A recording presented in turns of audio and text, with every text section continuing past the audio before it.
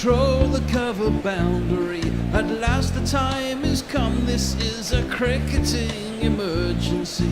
Hear this call to arms for every cricket revolutionary. Take up your bats and stumps for the test match insurgency. At first they tried to silence us, but we would not be silenced. They threatened us with lies, so we threatened them with violence. Che Guevara, Sangakkara, Joseph Stalin, Douglas Jardine, Robespierre, Darrell Hare, Vladimir Lenin, O'Brien Kevin, guerrilla cricket. It's not about the winning, it's about how many rules you break. Even in cricket commentary, this is the best advice to take. Pick guerrilla cricket, it's the finest choice you'll ever make. There's so much more to cricket than rev counters and a slice of cake. At first they tried to sanitize us and clean up our act, but people like it filthy, and we know that for a fact. Fidel Castro, Lenny Pascoe, Carlos the Jackal, Umar Akmal, Mahatma Gandhi, Grant and Andy, Brendan Behan, Austin Ian, guerrilla cricket. Stick with us, cause you know we're not the kind of thing that you see on the TV and the radio. So vive la revolution. First they tried to buy us, but we would not be bought. Okay, we were, but then we ran away, and we will not be caught. Would not give up the ghost when they left us all for dead. They decapitated us, but we just grew another head. Chairman Mao, Jamie Howe, Ho Chi Minh, Asif Din, Václav Havel, Graham Saville, No Surrender, Percy Fender, Che Guevara, Sangakkara, Joseph Stalin, Douglas Jardine, Robespierre, Darrell Hare, Vladimir Lenin, O'Brien Kevin, guerrilla cricket. Not too much to talk about regarding yesterday's cricket, because you may have noticed there wasn't any. What sort of effect that has on the game remains to be seen. The draw must be favourite, but who knows? There were signs on Thursday night that the pitch was beginning to do one or two interesting things. What has happened to that surface after a day under the covers? Good morning, good afternoon, good dawn, good dusk, wherever you are in the world. Welcome to Guerrilla Cricket, the home of fearless cricket commentary. I'm Gorilla Hendo, Nigel Henderson, and it's day 4 at Lord's. Who ever thought up the idea of 4-day tests? I can tell you they were mad. Anyway, joining me this morning, it's the Guerrilla Cricket engine room. It's the Bear, the technical director. Good morning. It's Tony, the marketing director. And it's me, I don't know, some sort of... editorial director. Editorial director, that's the one. Yes, we are all here for your joy and excitement this morning. Tony, what are we looking for from today's cricket, really? Well, I think the first thing I might be looking out for is, after a day of full day of rain, cloud, yes, it looks like beautiful blue sky. You know, Lord's is a funny beast, and it can do weird things when there's been a change in weather. So I think for the first few overs, I'm going to be really looking at what's the ball doing. Is it doing more than it did when New Zealand had a beautiful batting day, which of course they had on day 1. I think if England get through that, then most people, smart money, would probably be on the draw. I suppose you could argue England could have a thrash, go for it, get somewhere close, throw down a gauntlet, even if they didn't get to the New Zealand score. But first test of the summer, I just don't see it in their mentality to do that. I'd be amazed if they did that. Bear, do you think they've actually got any gauntlets in the dressing room? Well, they might have, but I disagree with Tone entirely. I don't think England. The only way England can win this game is to go big today, or yeah. I agree. I think it could be very tricky early on. The thing is, it stopped raining at about 6 o'clock last night. It's been pretty warm and hot this morning. I think there will be a bit left in, but it's a bloody good draining surface now, isn't it? So I imagine there might be a bit of stuff, but the ball is 43 overs old, so that'll be a bonus for England. If they can get through that first hour, they've got a bat out the day, and then probably have a thrash tomorrow morning, and they may have a lead of 120, 130. It is only the first innings, and their only chance then would be to bowl New Zealand out for, in the 60 overs, or if they bowled them out in 50 overs and had themselves 30 a chase in the last whatever. New Zealand, on the other hand, will just be looking at early wickets, won't they? Yeah, New Zealand will just be looking at early wickets, and if New Zealand skittle England for 250, 270, then they'll have a chance, because presumably that'll only take them till tea. Then they've got a chance of having a thrash till lunch tomorrow, setting a target of 280 in 60 overs. And taking a chance themselves, or maybe they'll decide to buck out at that point and just bat out until there's an hour to go and call the game. Where are those wickets going to come from? I mean, we did see Mitchell Santner turning the ball to the left-handed Rory Burns out of the footmark, going down the hill, bowling from the nursery end, and then he managed to take one past the outside edge of Joe Root's bat quite late on Thursday night. So are we expecting, with a little bit of sweat on the pitch under those covers, that there might be some significant turn? It's hard to see happening. I mean, having yesterday happen, they'll have by tomorrow they won't have fifth day wear, they'll have fourth day wear. Santa's never got a fifer in first class cricket. He's never got a fourfer. No, his highest test figures are 3, isn't it? So you can't see him running through England, but then England have done strange things in the past, I mean, I quite like the idea of a result. The last time I felt like that was on the 5th morning at Adelaide in 2006, and I now regret having those feelings. So I don't really want to see England completely fold in this match. You've got to look at some new faces, remember, coming in. You've got Bracey, you've got Lawrence, comparatively new. He was a bit hit and miss in the summer, wasn't he? In the winter. You got Robinson that can bat a bit. First test. There's some unknown quantities backing up these two more experienced players.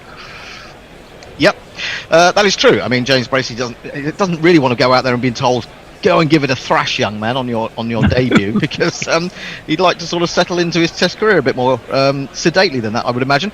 Anyway, Joe Root and Rory Burns are out in the middle, as are the New Zealand team. We should jingle up one or two of the people that are taking part there. Yeah, we've got these guys batting.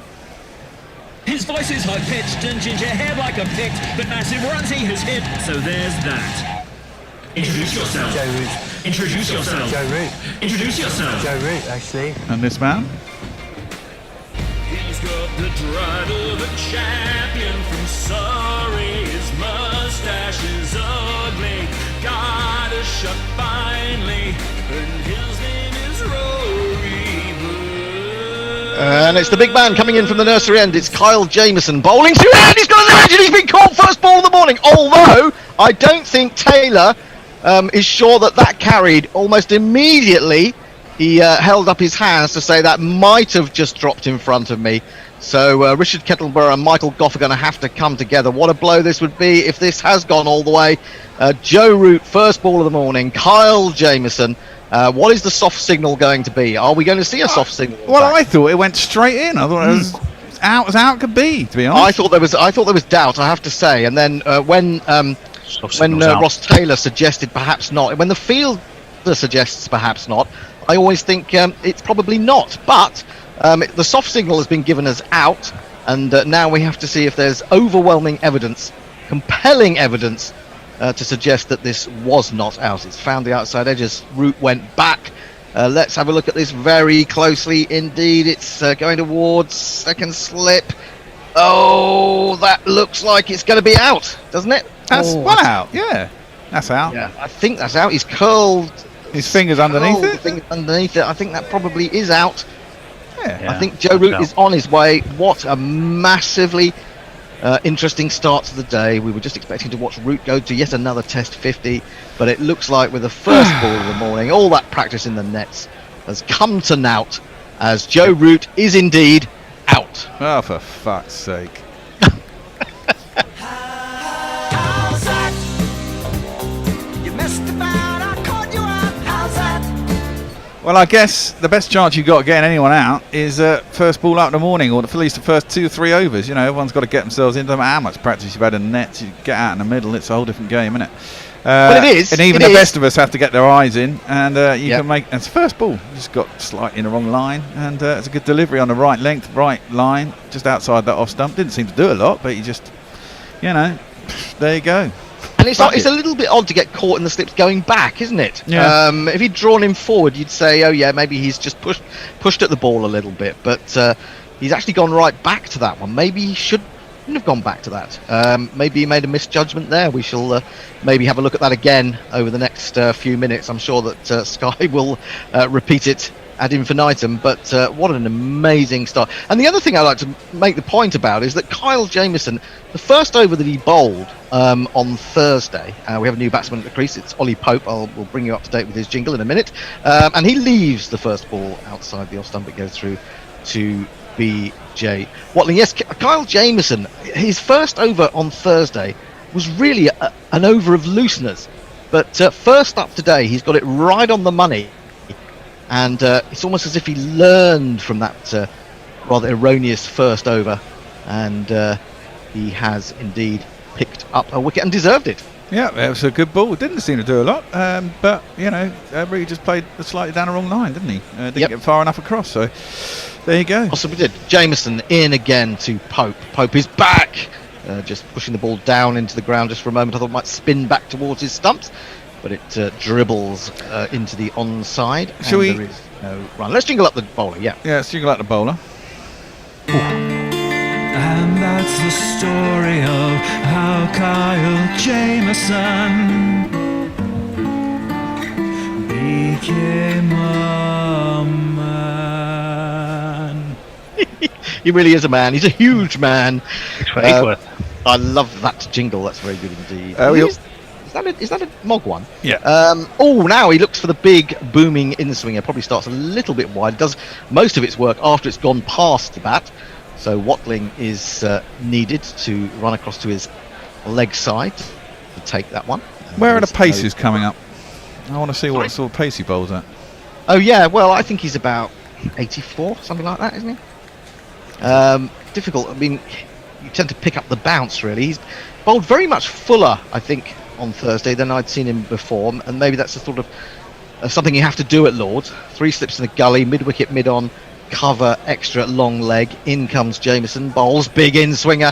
Pope playing almost with one hand, stuttering forward stroke to a certain extent, and into the covers it goes. There is no run. We will be coming to your tweets very shortly, but it's all very exciting at Lords this morning. If you're just joining us on Guerrilla Cricket, welcome, especially if you're joining us late in the evening in New Zealand. The great news as far as you are concerned is that Jameson has got out the England captain with the first ball of the morning, with no addition to his score.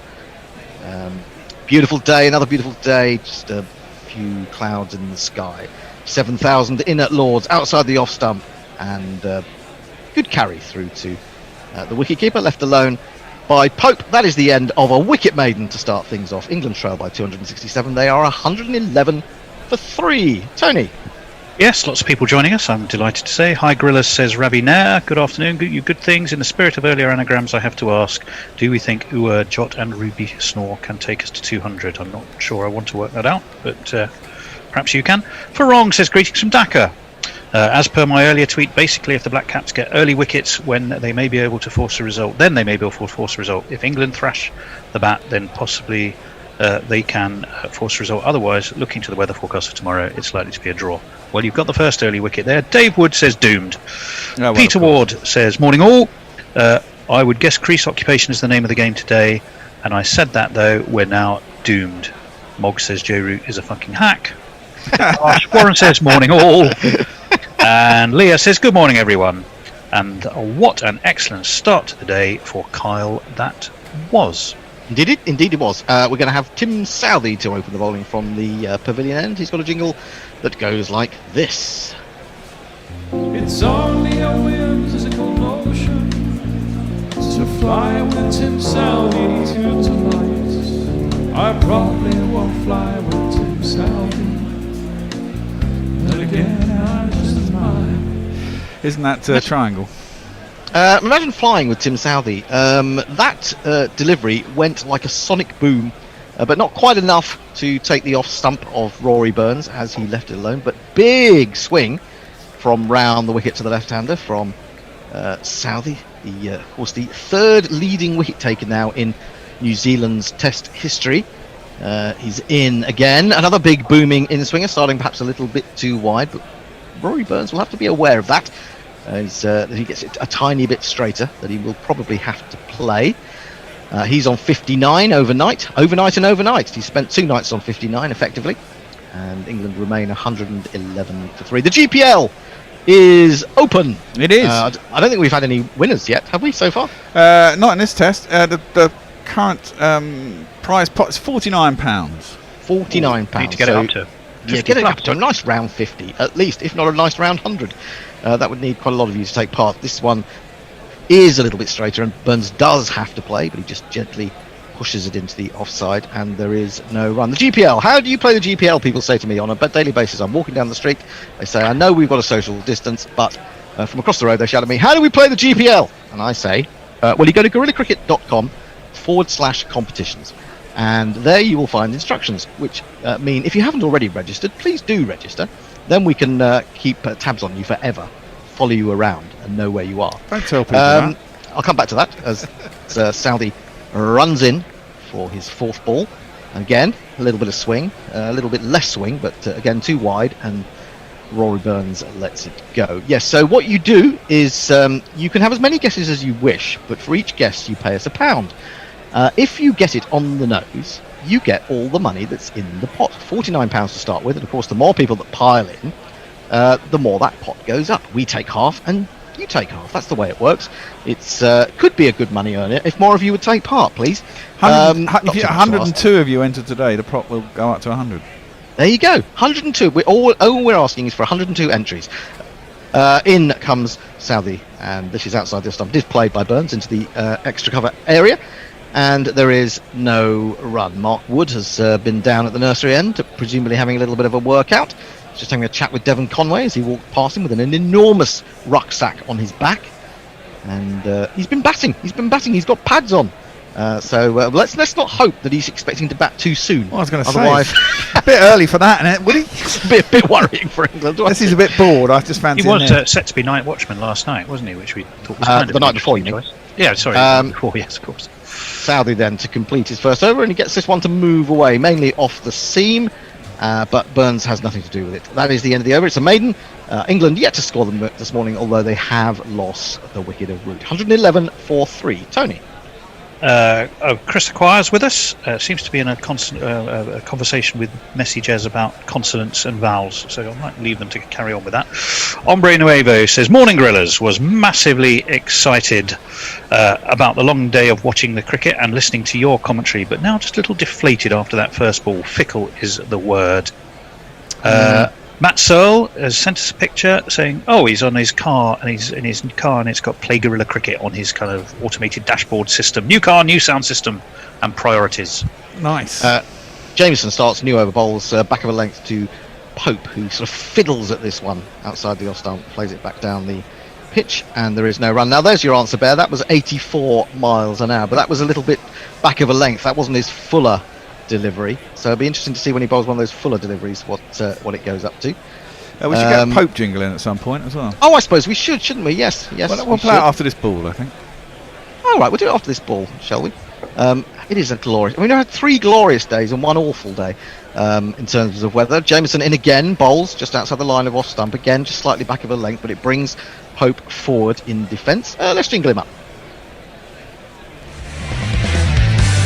Give me some Pope if the bowl is loose. He'll score some for ya.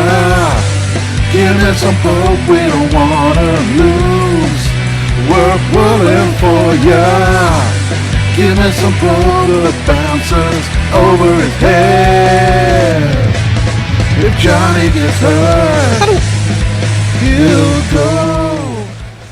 He bowls again, and he jabs at this one as it moves away off the seam down the pitch, but he gets away with it. It runs down through the slip cordon towards the pavilion for 4 runs. It's Nissan She. It's Nissan She. Now, I saw Ollie Pope on the on a live stream about 2 weeks ago. He seemed to be scoring some runs and looking pretty good. Well, I disagree, Bear. I mean, I know he's got a few runs, but I don't know. He didn't quite look the same confident player that he had looked. It looked as if that period in India had taken its toll a little bit, and he looks a bit nervy this morning. I have to say, it's a completely different style of bowling that he's facing now, but that was a little bit fortunate, I think. In comes Jameson again, bowls. He has a drive at that one as it moves away outside the off stump. Signs perhaps of nerves, and he just needs to tell himself to settle down and just see his way into this innings. England looking as if that early wicket of Root has shaken them to the core in the dressing room. Lovely ball though. Didn't need to be playing at it. Still not off the pitch though. I mean, if I was England, I'd be trying to put my head back in the box and go, look, there's no demons out here particularly at the moment. But England can find demons where there are none. They are great demon hunters. Jameson, 2 for 33 now. In from the nursery end again, bowls to Pope. Pope leaves the ball rising as it goes through to Watling. And of course that boundary was the first runs of the morning for England. That Ollie Pope jingle, was that a new one? I don't recall that one before. Maybe I've just missed it has come in. It was from Mog a little while That's ago. a new one. Okay. We always played the Pope one. So I'm trying to think what the Pope one was. What was the original? We got Pope a Pope. We got a Pope. I can't remember it. I was to say. Anyway. Made his debut at Lords, didn't he, Ollie Pope, of course, against India? He did. Jameson again. Striding in. Strong and rhythmic. Down the leg side. Watling has to dive to his left to lay a paw upon that. And does. And there is no run. That is the end of the over. England have at last got some runs. They're 115 for 3. Tony. Chris Acquire is talking and remembering his day he visited us, as I recall, which was lovely. Yesterday was the first time I've enjoyed video of events as they happened at Gorilla Towers. Still very exciting. Happy memories of that summer. Yes, and for us too, indeed. Imagine says, hey Bear, the bowler's speeds come up when where the bowler's name is, but it isn't after every ball. Lucky dip when it does. Well, that's what I thought. But then in the winter, they suddenly changed it to where the fucking overs were. I mean, or where the trail by 263 is. Sometimes they just flick it around just to annoy us. Well, it depends on the host broadcaster, doesn't it? We were taking the Indian feed, the Star Sports feed, I think, during the winter, weren't we? Yeah. Now we're back with Sky. Rory Burns waiting for Tim Southey. Tim Southey's in, getting the ball to bend in towards him, but not enough, and he shows good judgment in leaving that outside the off stump. Tony. Spangly Sai says, what ho chaps, looking forward to listening to you while I wait for my shiny new push bike to be delivered. Ooh, fantastic. Adrian Lowe says, morning chimps, joined late, have I missed anything? Yes, you possibly have. Colin's with us on YouTube. Morning lads, get a couple of hours in before my first match of the season. Oh, good luck with that, Colin. Let us know where you're playing. Yeah, who you're playing, where, what league? Who you're playing for, who you're playing against, and where's the match going to be. Highest score or best bowling figures? 2 slips for Southey as he comes in to bowl to Burns. Burns yet to score this morning. This one swings away, but more or less after it's gone past the bat, after it's been allowed through by Burns. Watling is being kept busy there, having to jump from left to right. I mean, Burns has had the gentlest of incomings this morning, really, hasn't he? He's only had to play one ball. Yeah, I mean, there's quite a significant swing that Southey is getting, but he's starting to get a bit too wide at the moment. Well, exactly. If you don't have to play it, you just get to watch it and get your eye in for a couple of overs. Well, yeah, but I always think as a batsman, yes, that's good because you pick up a certain amount of information about the pace of the pitch, but Southey again, Fuller, and this time he digs the ball down into the ground, back up into his pad, and it just stays there still in front of him. I always think that a batsman, you do want to feel, you do yearn for that moment of feeling the ball in the middle of the bat, even if it's only a defensive prod. You just like to feel that you've put wood upon cork and leather. But maybe that's just me. I don't know. Looks like Burns is adapting his guard, and whether he's moving it a little bit further across to off stump. I think he might be. He's just scratching away now, and he is asking the umpire again to make sure that that's correct. He may just be thinking of coming across a little bit further. I'm sure that's a wise thing actually, because he's doing quite well in the way his judgment at the moment. Oh, he's coming back over the wicket, that's why it is, and defends this straight back to Southey, and there is no run. I was going to say, he seems to be scratching out further to leg than off, Hendo. Right, well I couldn't tell from the angle. There does be a tendency, doesn't there, to come further across to off stump these days amongst players. That said, yeah, he has gone further leg. Maybe he's gone from middle to Midland leg, or from Midland leg to two legs. Two legs, please, sir. Hold your butt up straight. That's what they always say. Of course, I'm holding my butt. What do you think I'm doing?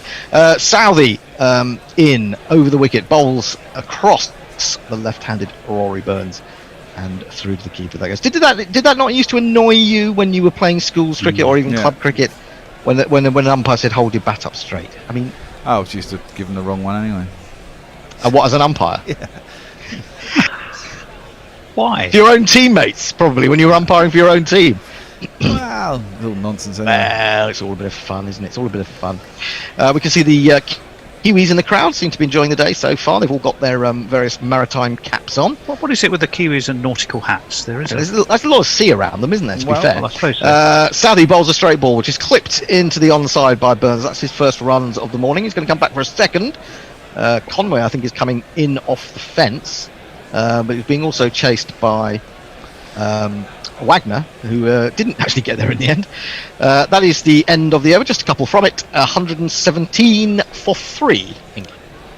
Mog is saying, if there are concerns, Ray, the other Pope jingle, it was Knuckles' idea. However, if it's popular, it was all my work. Leah says, I think the Pope jingle should omit his name and instead say something about white smoke so as to confuse the non-Catholic listeners. Let me see, lots and lots of people joining us on Crick Tracker, which is lovely. I'll say a few hellos to folks there. Yes, indeed. Hello to Mukadas Javed, and I better wait, and I'll read a few more after this ball. Here comes the giant. Oh, he's found an edge, and it's flown away just wide of gully. They're going to be runs. Is it going to go down the hill to the boundary? It is a rather fortuitous 4 for Pope. He was looking to the onside for that one. It ends up at sort of wide third man, and somehow he's picked himself up a couple of boundaries. 1,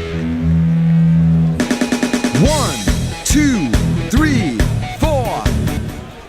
I should just say that we have had a message on the DMs that the GPL is showing error page when 1 or 2 people try to enter. So I don't know if the Bear can sort that out in his spare time.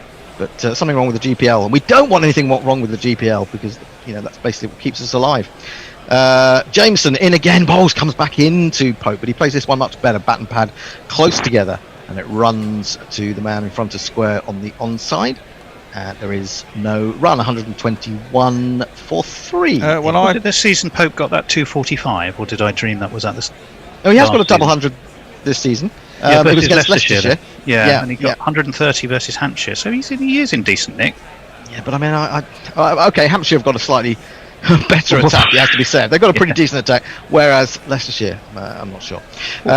Jameson in again. Pope goes back and gets this on his leg stump. He helps it on its way down to long leg, where the incredibly long-haired Colin de Grandhomme does the fielding. They take a single. 122 for 3. Pope moves to 9. The Surrey boys are at the wicket.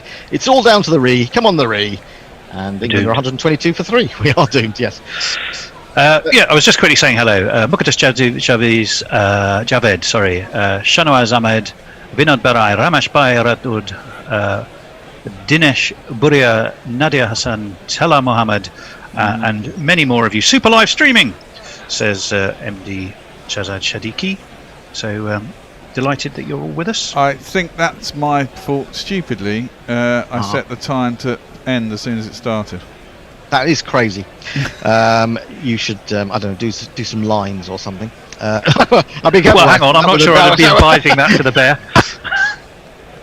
2 slips in the gully, and Kyle Jameson is sneakily holding the ball behind his back. He's not going to show Rory Burns what he's about to do with it. Here he comes round the wicket to the left-hander. Oh, he turns him around, hits him on the pad, does he? Massive appeal from Jameson. I thought that had come off the face of the bat, and maybe that's why Richard Kettleborough has denied the appeal. But I'd like to see that again. He was convinced, was Jameson, and we'll have to have another look at that, I think. Doesn't look like they're going to review it. Let's see it again. Is it? Oh, it is the pad. It's the back pad. It's quite high though. And I do remember yesterday, not yesterday, the day before, when Burns was had been at the crease for a very short space of time. Southey had a massive appeal, and I thought, oh, that's stone dead. But it was well judged by Michael Goff to be going over the top.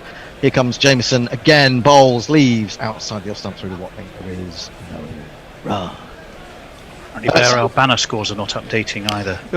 Fucking Joel Woodamoo polling. The fucking scorecard with the API we're using is just being really shit at the moment. It's just error coding the entire time on our site. It gets timed out all the time, which is why it's not updating. And I've had a word about this. There's nothing we can do about it. It's the APL with your API. Your CPU on your APL, I reckon, with your API problems again. Well, all those people who've entered the GPL, they've actually come through. Jameson again round the wicket, left alone by Burns through the keeper. I should say, in amongst the technical talk, that that LBW shot was a lot closer than we probably gave it credit. It was certainly impacting in line, and it was umpire's call on height. So Rory Burns may have just got away with one there. Certainly turned him round completely. You would think though, with a man of Jameson's side, if he's going to go over the top on a similar length from Tim Southey, you would think that with Carl Jameson being about 6 inches taller, that would have gone over the top. Anyway, maybe this is why he's developed such a good fuller ball, because getting LBWs when you're 6'8" can be tricky sometimes, particularly if you bowl consistently short of a length. And he does have a very good fuller ball. Southey bowls to Pope for the first time, and Pope is forward in defence. A little bit of a way swing at 82 miles an hour.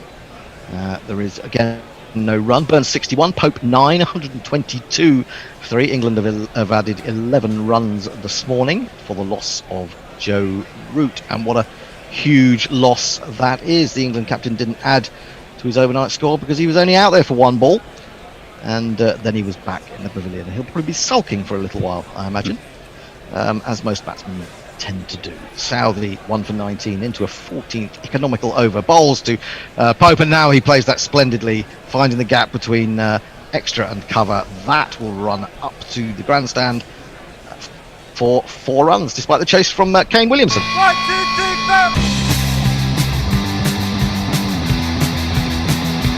Right, so can I suggest to anyone who's playing the GPL, if you do enter, it is going in. I think it's probably an error caused by the fact that I closed it before it started, or at the same time. But those entries now have gone in, and if you go to the competition, if you go after you've entered, and it says page not found probably because the error I created, if then you go back to play again, you don't have to enter again, it will show you that the entries have been taken up. The pot is now £58.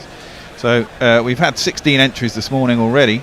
Oh wow, get on it, get more of you on it. Don't be put off by technical problems. Exactly. I never am, as people know. The man who discovered how to do a PDF the other day. Goes wide on the crease, hits him on the pad. Pope is annoyed that he didn't make contact there with that and flick it away through mid-wicket. But he didn't, so there is again no run. 126 for 3. Pope has moved now on to 13. That was really the first shot that he'd played that had actually gone where he wanted it to go, really, and brought him runs. The other 2 fours were edgy, has to be said. Southey now conceded 23 runs. Even when he's not taking wickets, Southey, he's just hard to get away. 3 slips go down. There's also a gully. 2 men on the offside, saving the single outside the off stump, left alone by Pope. Any more tweets, Tony? He's not even got Tony. Tony, hello. John. I'm Where's here, Tony? sorry. I'm here. Yes, the question was, any more tweets? The answer is yes. Okay. And a man brought a parcel to the door, and I see. was the only one up to deal with it. It's Muttley saying, woof, morning primates making more maps for running D&D adventures as I listened this morning before I had to head off to work. Love and sausages. Love and sausages to you too. Indeed. Colin, I've got Colin news over on YouTube. He's playing for North East Scotland Grade 2 cricket. I'll just finish that after this. Full swinging, but waited for by Pope, and then he whips that away with a lot of bottom wrist. A good shot. It's gone to one of the longest parts of the ground, up at Crowe, really, towards the pavilion, and he's picked up another boundary. Oh, that's me. Sorry, people are pinging me messages left, right and centre. 2 + 2 is our man. 2 + 2 is our man. So signs that Ollie Pope's confidence is beginning to grow, which is good to see. And he's now hit 4 fours as he's moved on to 17 of 19 deliveries. England now 130 for 3. Burns has just got a couple this morning, 61 not out after 149 deliveries, and Saudi is in to complete his 14th over. He bowls straight to one, which is well watched by Pope and pushed firmly up to mid-on. That is the end of the over, 130 for 3. More tweets. Yeah, I'll finish off Colin's message there. He's playing for Fraserburgh against Methlick. Joel Wiramu Pauling, it was, who was telling us that our banner scores are not updating. Just use OBS and put a Crick Info web pane. Probably I'll leave that one to you, Bear, but I don't think we can. Shane G says, hey guys, great commentary. I backed Conway to be man of the match at 12 to 1 odds. It's looking all right. It is, Shane. You are not wrong there. Let me see. A few others. Matt Searle, he was telling us about the page not found for the GPL entry.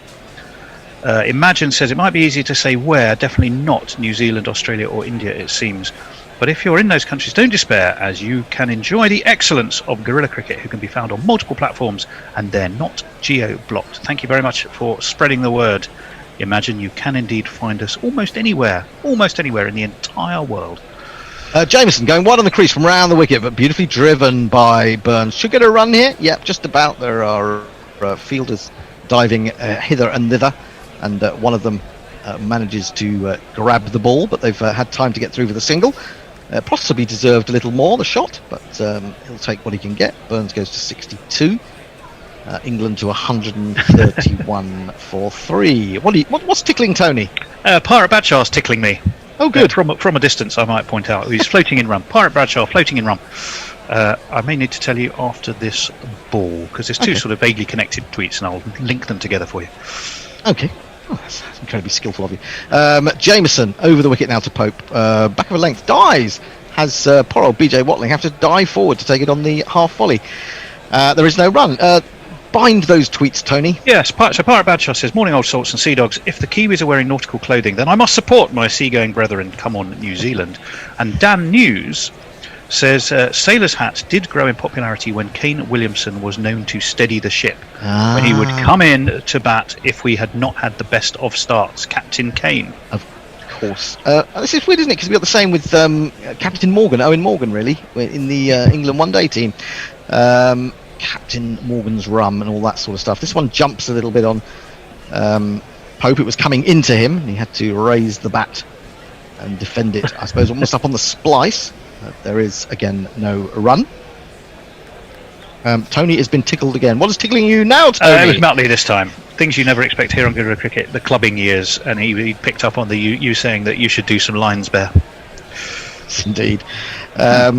Yeah, they do pick up on things like that with Guerrilla, don't they? I mean, they suggest that we're a bunch of renegades in some way. Surely not. I can't believe it myself. 2 for 39, Jameson. He's in again. He's in his 14th over. He's quite wide on the crease again, but foolish. And Pope plants that front foot and defends into the covers. And again, there is no run. Yes, it came from Rich is telling us that the New Zealand hats come from the Alternative Commentary Collective guys in New Zealand. They didn't have two decent openings, so Williamson would come in, hence early to steady the ship. And there's a nice little graphic of the various nautical skills that Williamson has. I'll retweet that, actually. That's a great drawing, isn't it? I like that. Very, very good indeed. There you go. So I've retweeted that so everyone can have a little shifty. Okay. Jameson in again. Bowls to Pope. Pope goes across and whips this away. Great timing. There is a man at long leg or fine leg. He's not going to get around to that. It's gone too square for him. It's Colin de Grandhomme. He's not the fastest. And it's 4 more for Pope, who's dealing in boundaries pretty much.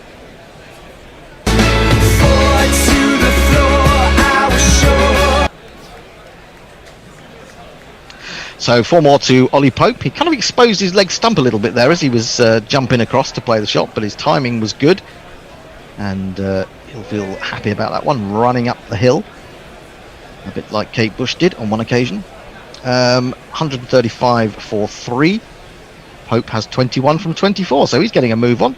Well, I sleep giving next some to Kate impetus. Wood in a restaurant. I'm not next to Kate. You slept next Bush. to Kate Bush in a restaurant. That's an extraordinary phrase that I didn't think I'd hear on this programme. Outside the off stump, left alone by Ollie Pope. England are 135 for 3, and it's time for a change. Who's coming in to take over now? I think it's Al, isn't it? Is it Al? It's Fourthy. And Hombre Nuevo next tweet, whoever's there. okay, so we will leave you in the Thanks, hands Tony. of Messi Jez. Who's doing the ball by ball, by the way? Is it the bear? That would be me. Oh, it's Al. He is here. All right. I'll see you later. Bye. All right, take care. Bye. Good morning, Forthy. How you doing? Oh, I'm very good, Al. My little fizzog has not come up on the screen. Should I be concerned? You can hear me, though. I can hear you. I can. No, well, that's absolutely hear you. probably all that matters. I can okay. see you, Ian. Oh, well, that's fine then. All good. I won't. And good morning to you, Jez. Good morning to you, Al. Lovely to see you again. Good to see you too. Oh, there he is. Southey's first ball of his 15th over goes outside the off stump. England 135 for 3. Everything changing with the first ball of the day, boys. Yes. Indeed. So what we've got here is Joe Root with an average of about 50 and everybody else with an average of about 30. So once he goes, it does change everything in one ball. Absolutely. From an aesthetic point of view, it was very disappointing. I'd rather watch Root than Burns any day of the week. Absolutely. Southey Yes. getting that second ball of this over to jag back from outside Burns' off stump, but Burns lets that go through to the keeper, and there is no run as we see some people popping the bubbly in the crowd. But, I suppose Rory... Shout out to Annie Chave, who went all the way to Lords only to watch no cricket yesterday. I'm sure she consumed a bit of alcohol to console her. I hope so. I hope she's watching some cricket in Taunton today. I'm sure she is. Is Annie from Melbourne? It's both me a second. That's wide outside of Burns' off stump again from Southey, and that goes through to the keeper, and there's no run. Annie's from Far deepest from it. uppers, Somerset. That's quite a long way from Melbourne, that's for sure. As the She's an crow flies. Exeter girl through and through. I have a suspicion she may actually have tickets for today as well. Well, if you're there, Annie, give us a wave.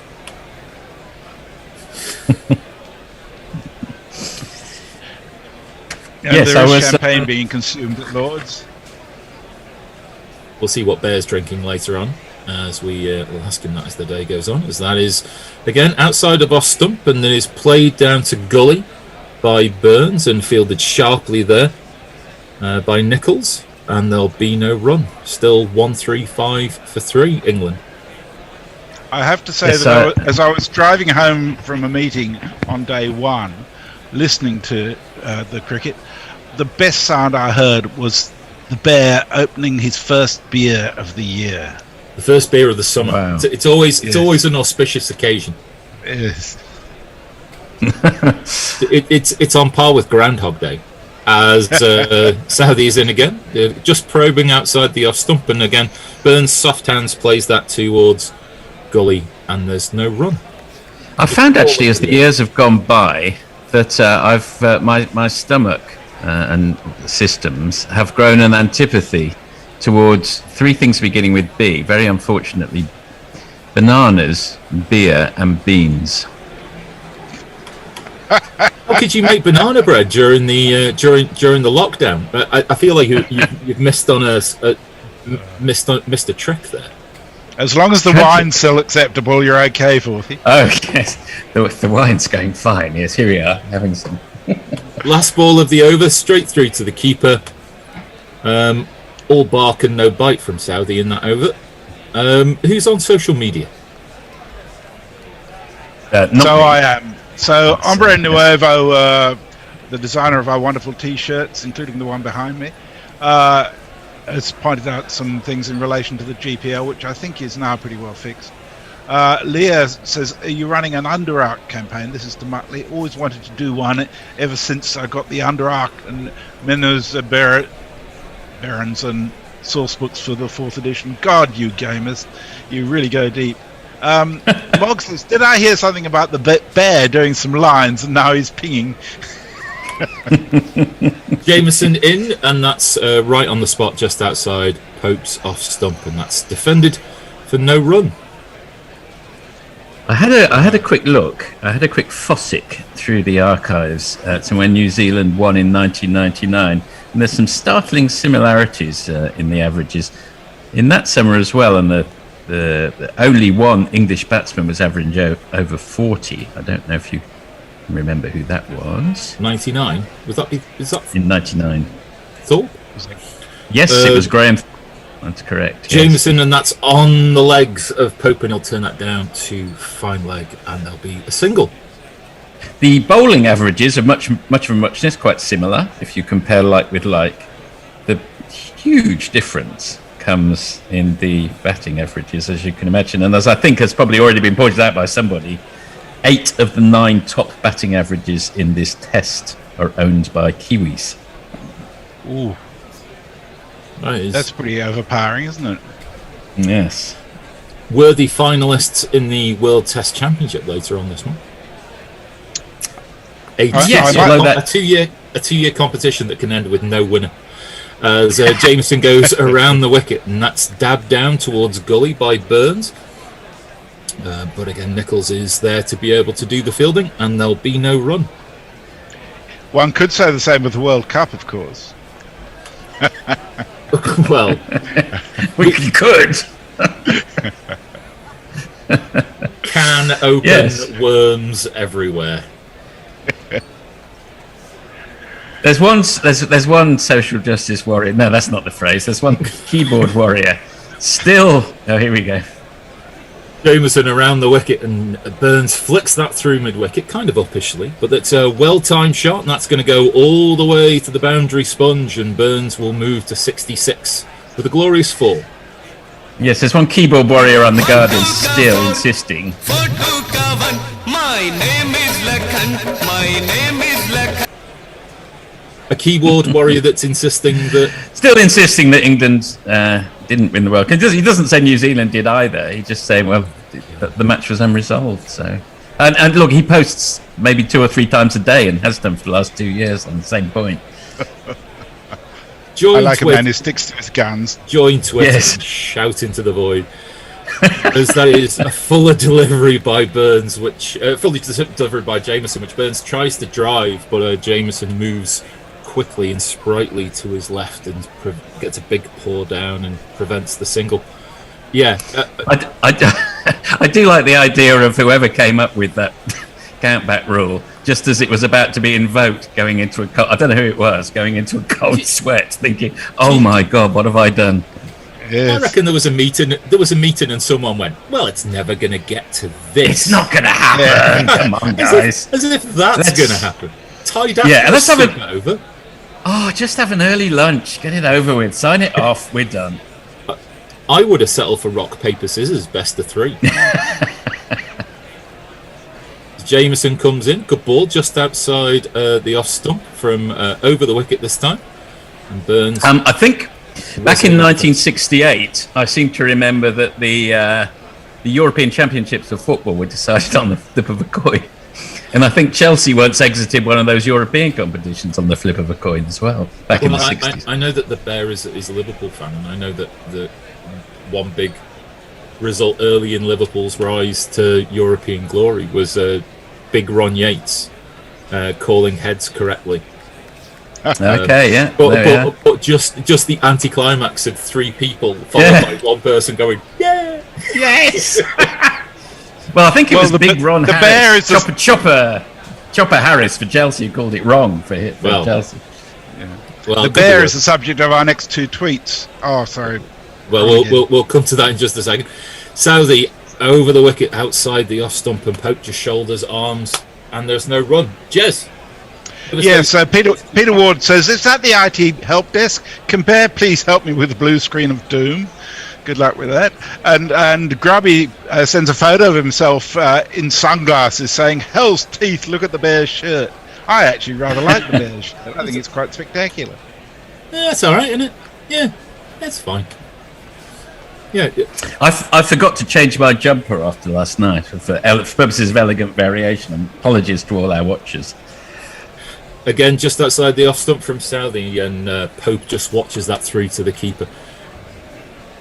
It just goes to show it's different for boys than it is for girls. Well, it's like, just a smell test. Yeah, it's fine. It'll do.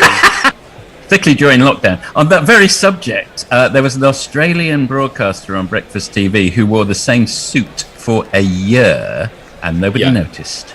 Yeah, wow. And that was to the point because he was like, "You victimised my colleague." You know. Yes. But good on him.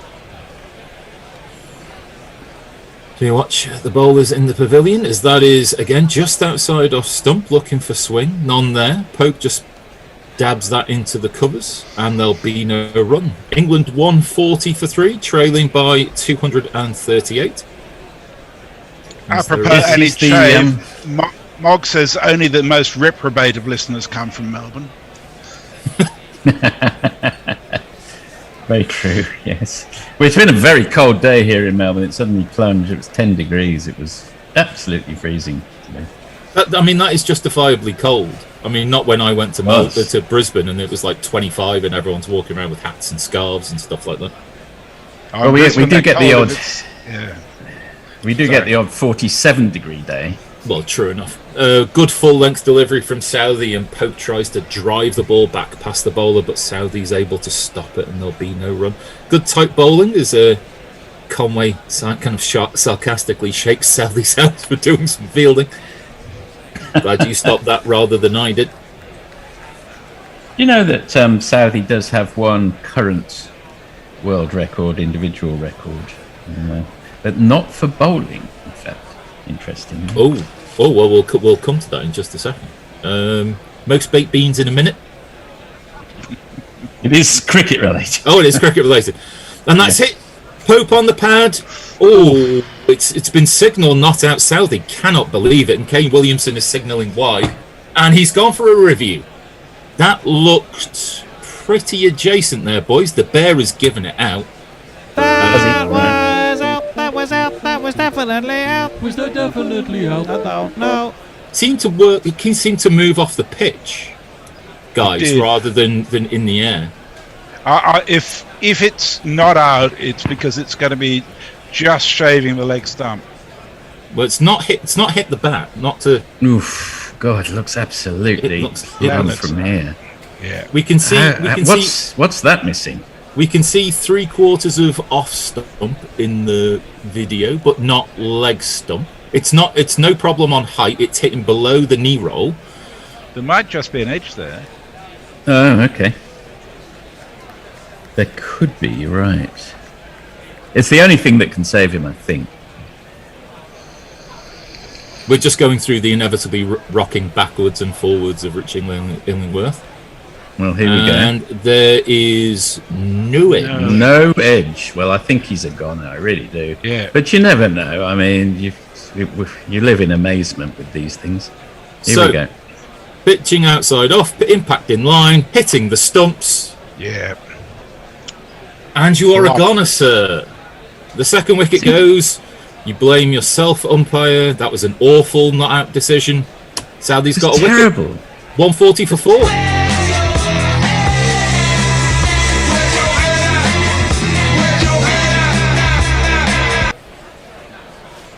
Unless he thought that got an edge, that was an absolutely stinking umpire. It's isn't it? Because the ball was hitting 2/3 up, hitting middle and leg stump.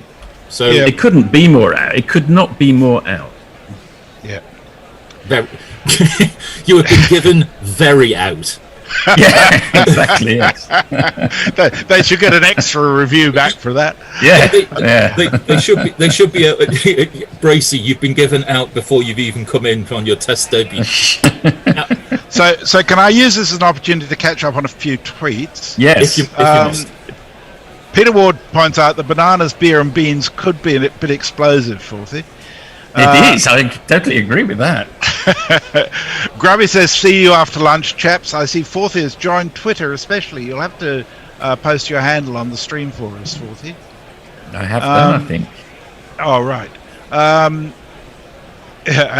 Chris TB in South Africa says, "Beer, beans, and banana covers about 80% of my diet." Mog berates me for not being able to pronounce Menzo Beranzan, or Life Will Eat Me for getting it wrong. Leah says, my condolences, Forthy. That sounds like a fate worse than death. I couldn't even imagine living without beans. Well, you get used to anything in a fortnight, I was told once, and it's true, I suppose. The Light Roller reckons that Pope is showing Joe Root up today. Burns is hard to watch still, and I agree with that. It's a bit scratchy from Burns. Dan Lawrence is our new batsman. And he's coming in for a first ball. Good full-length delivery just outside off stump, and Lawrence just digs that out. Do you want to? Should we jingle him up? Yo, I'm Dan Lawrence, new to the scene. I can open up the bat and knock him down to 3. Those pace bowlers don't want it with me, cause our bat is our bat for a century. And MC Dan Lawrence. Yeah. I don't know. The more I see Ollie Pope, the more in his helmet, the more I see Ian Bell. Yeah, 100%. Yes. You know, when you just don't want to. Is it like a Benjamin Button situation? Ian Bell is inhabiting the body of Ollie Pope.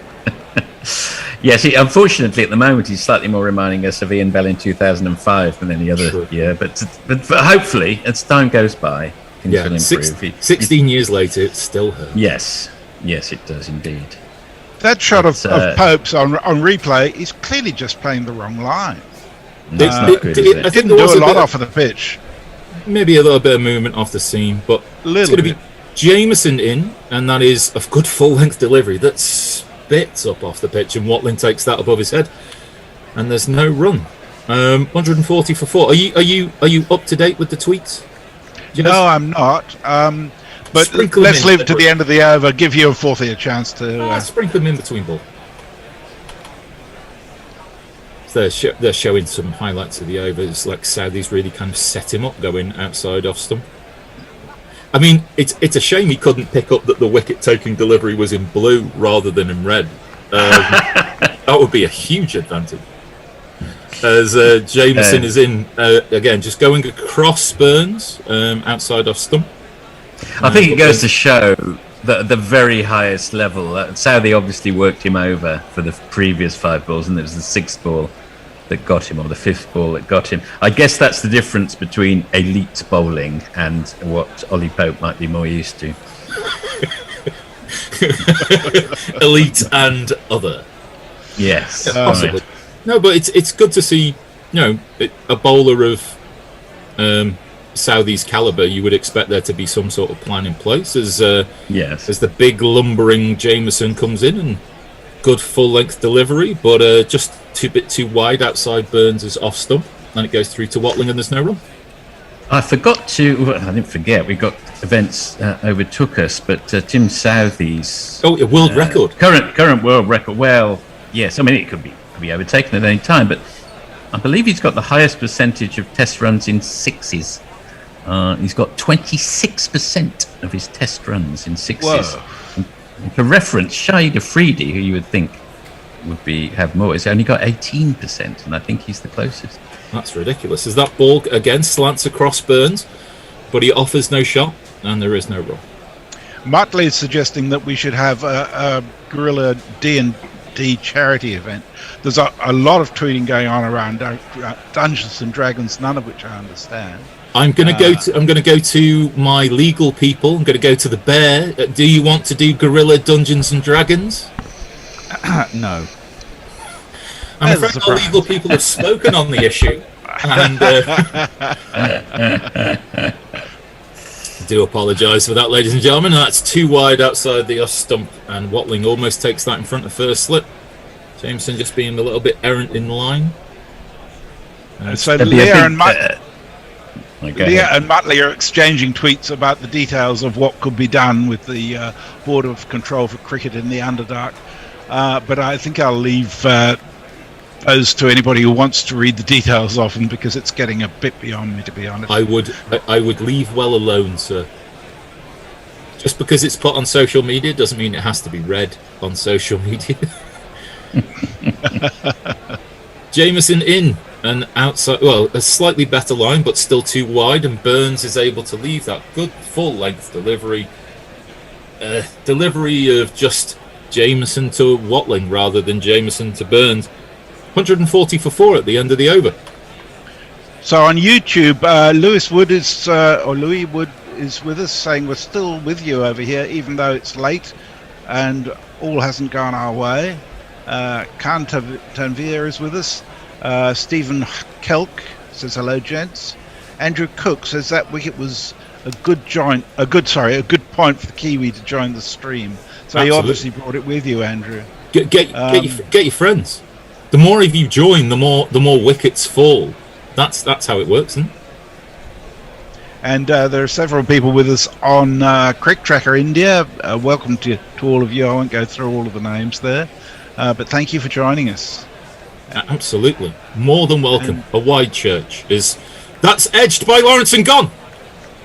Whoa! Caught by de Grandom's hair, and Lawrence has to go for a duck. A good Yorker length delivery, maybe just a little back off that Yorker length delivery, wide, swinging wider, and Lawrence has tried to drive the bejesus out of that ball and only slice that to de Grandom. Fuck off! Just fuck off!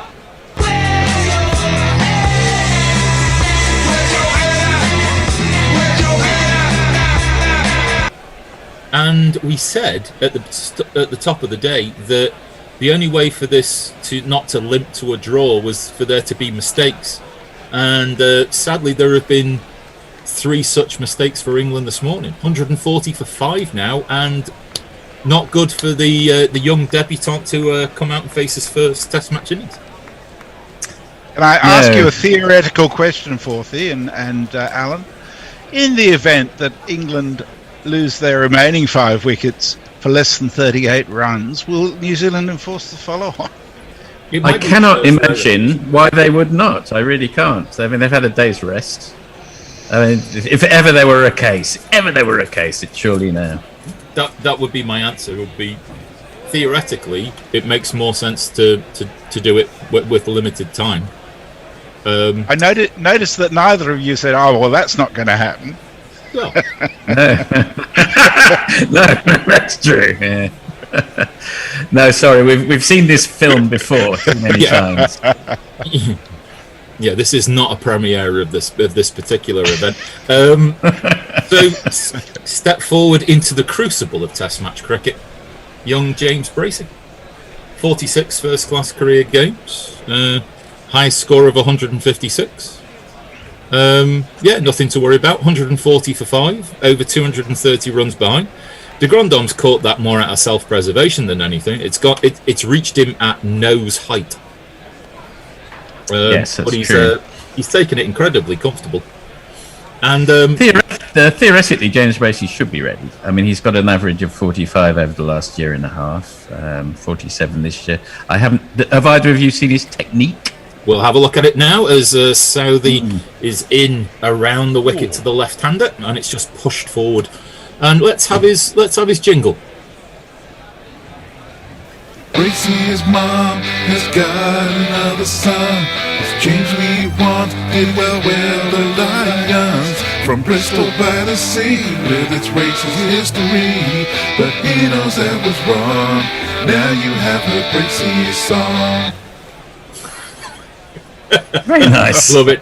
And that is slanted back in towards the left-hander, and Southey looks to the heavens as if that wasn't too far away from Bracey's off stump. And on replay, it is enough to get Southey interested, but Bracey seems unconcerned as he lets that ball go through to the keeper.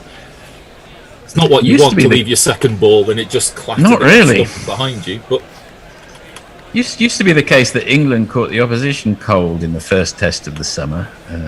Seems to be the other way around these days. I'm not sure why we play so many games at Lord's. We're not very good at Lord's. No. There's Southey is in again, but that's too wide, and Bracey will just let that go through to the keeper. 140 for 5, England. So my first glance at Bracey immediately made me think, surely he's a prime LBW candidate from where he was shuffling across his stumps. Has either of you seen him before at all? Only a limited amount, but not too much. So it'll be interesting about. Just you've got to have faith in the girl that you brought to the dance. Really, your technique's been good enough to get you into the squad. So and that's full. And Bracey doesn't really play a forward shot or a defensive shot, and it just kind of inside edges into his legs, and there'll be no run.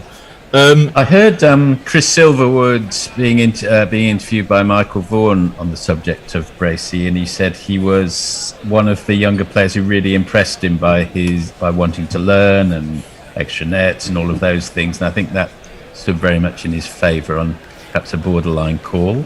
Yeah. I mean, it's always unfortunate when you see players and colleagues and peers get injured as Southey runs in around the wicket, but that's too wide going wider, and that's the end of the over. He's there through other people's misfortune with injuries, but you've got to take your chance when you can. That's true. So, just on Chris McBee from our compadres in South Africa, who's always really great on the stats, points out that in fact Hassan Ali is actually slightly ahead of Southey at the moment, with 27.4% of his test runs coming from sixes. Bow to that knowledge. That's brilliant. Mog says, I'm all for some D&D, but not if there are any knolls involved. Too many painful memories. Okay. And Nestor's, live without bananas? I couldn't. And he sent us a photo of his breakfast of 4 bananas. Martin Lawrence asks, hello Martin, it's good to hear from you again. Says, how do England play this game from here, given that they've got almost no chance of winning? Poorly. Billy Ray Cyrus is going to join the attack. Colin de Grandhomme's going to be our first change of bowling, replacing the T1000. If I was going to ban anything in cricket right now, it'd be mullets and moustaches. First ball is way too wide, and great sprawling catch by Watler. My face is gone. I have become Colin de Grandhome. That's a cracker. That's a proper festival classic, that, isn't it? And Grandhome is in, but again too wide, going wider, and that's through to Watling, and Burns offers no shot. They're kind of letting Burns off the hook here. He's been scratchy and scrambly all morning, but they're just not letting him play enough balls here, are they? I've got some absolutely fascinating cricketers whose middle name is Duh coming up in a minute. Duh. You'll need to be quick. He's driven by Burns, but fielded at extra cover by. Oh Williams. right, okay. And very quickly then. Yes. Australia, one middle name Duh, Jim de Courcy. England, bit of a cheat, Phil de Freitas. New Zealand, one previous incumbent, Richard de Gruen. Sri Lanka, 9 de Silvas. West Indies, Frank de Caires. And the pièce de résistance. As that is wide outside the cock.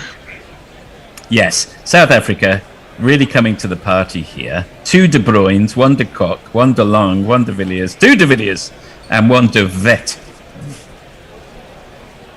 Well, there's no there's something you wouldn't get on any other station. That's what any more Durs, as that is that's it. That's the history of all the Durs that have played Test cricket. If there were any more Durs, we could have got the theme to Match of the Day.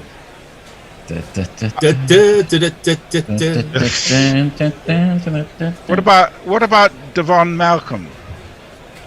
Stretching. There's Devon Conway playing in this very match. Absolutely, as that is just pushing across Burns and moving slightly away off the pitch. A teasing, tempting ball, as we see. So I don't know if that's the drinks that are coming on.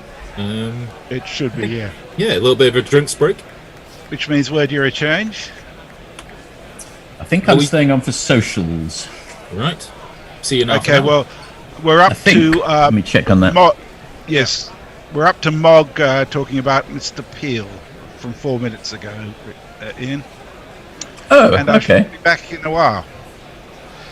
And Thank you very much. You're being joined by me and Tone. And England are being a bunch of tossers here, aren't they?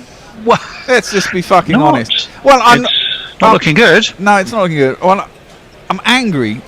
And partly, I'm not actually angry with Ollie Pope or the bowler, but I'm angry with the umpire. I mean, that was stone cold dead LBW. You can only have thought there was a little tick of an inside edge, which possibly fair enough, but it looked out as soon as it hit the pad. And if no one else is hearing an edge on the pitch, then you've got to assume that there isn't one, I presume.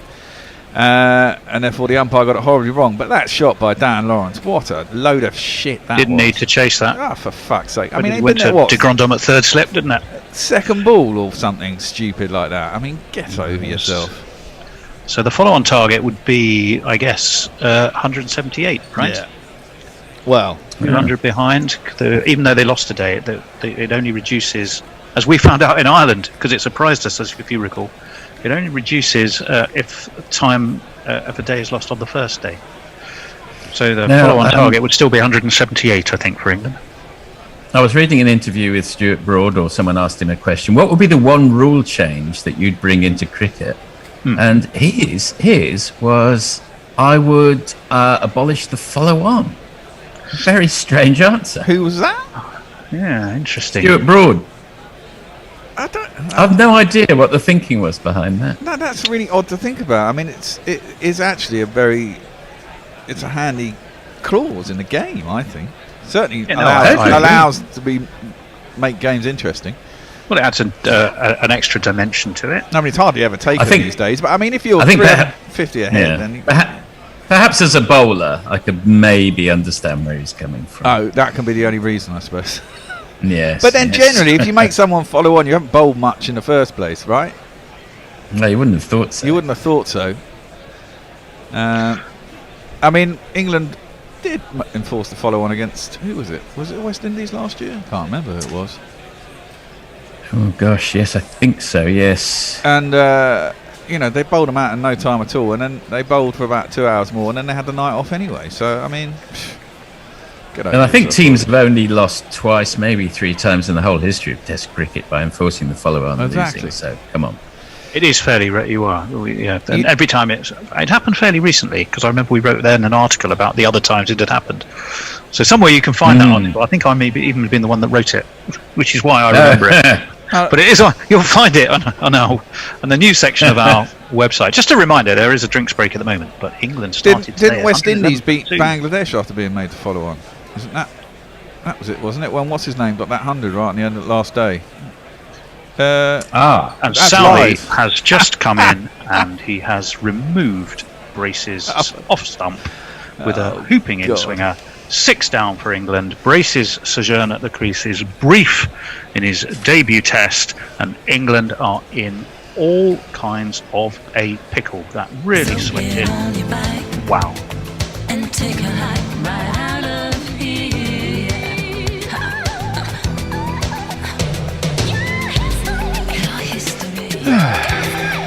Good for me.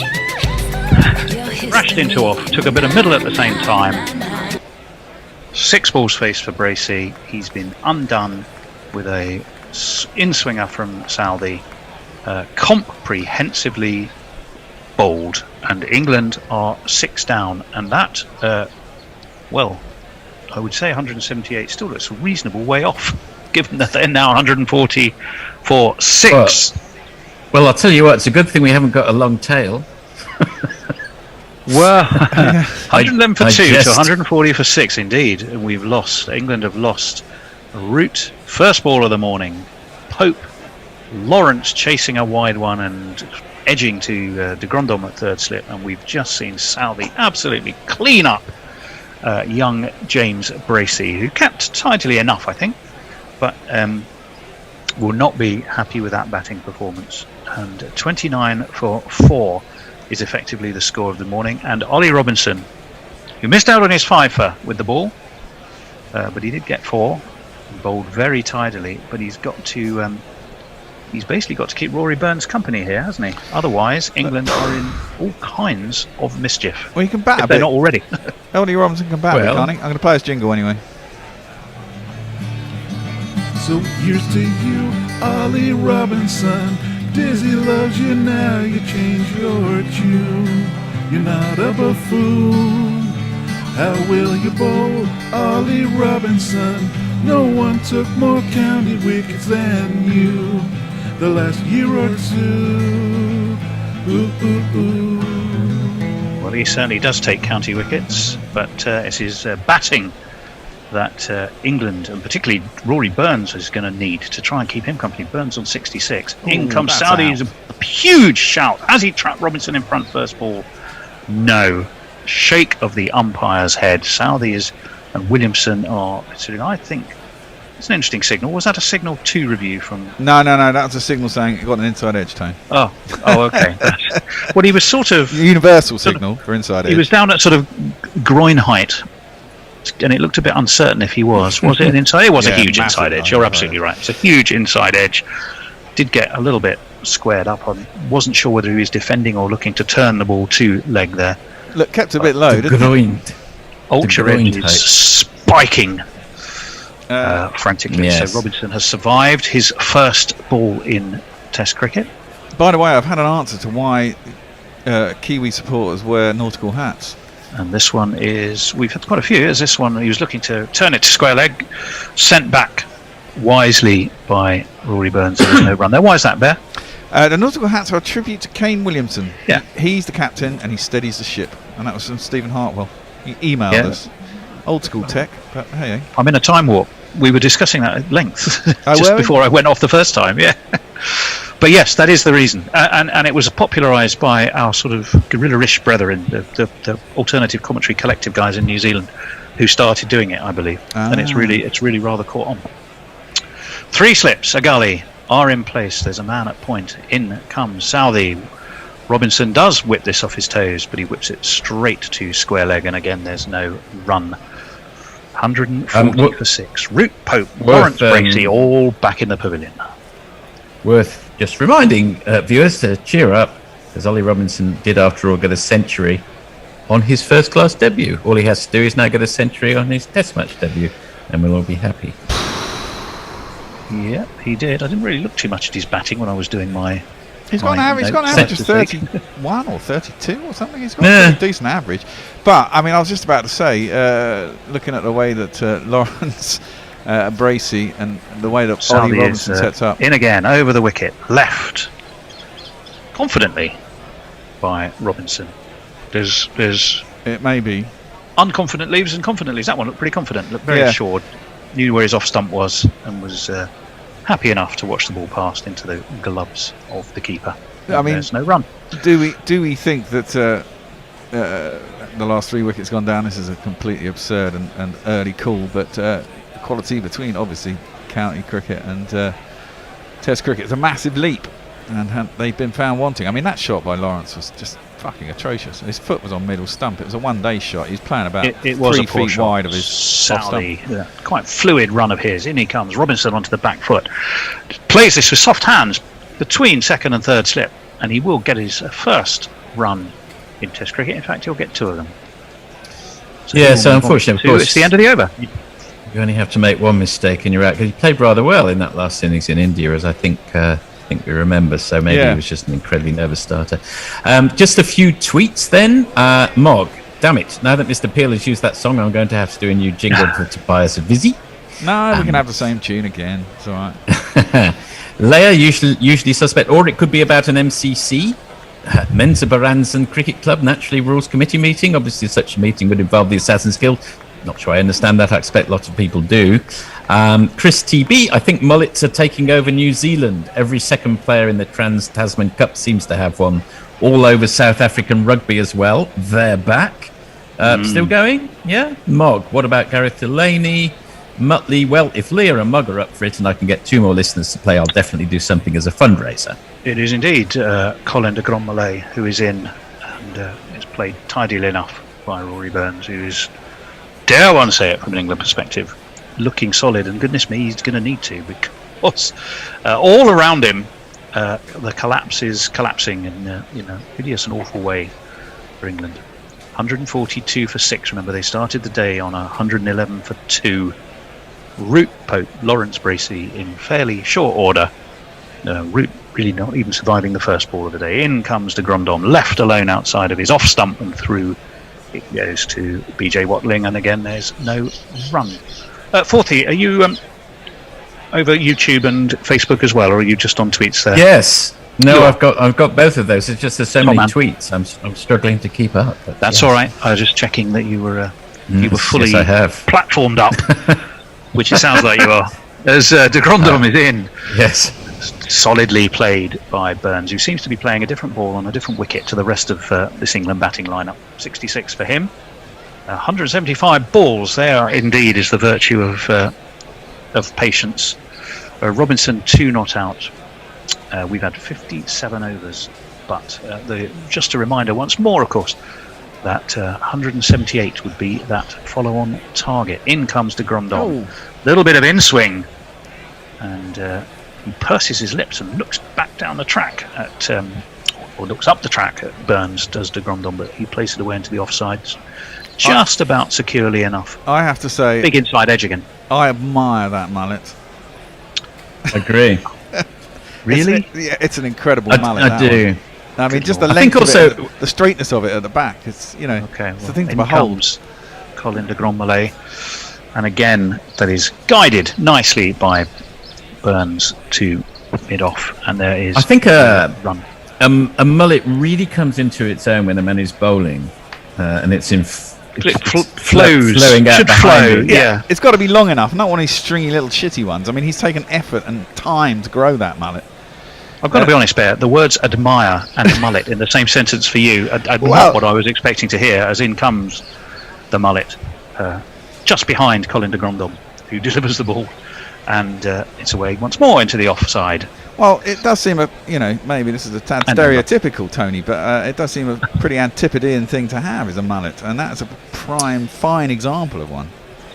Well, absolutely. I think we can remember Damien Fleming and Jason Gillespie in their younger days had excellent mullets, didn't we? they? Have, of course, Peter Hanscom.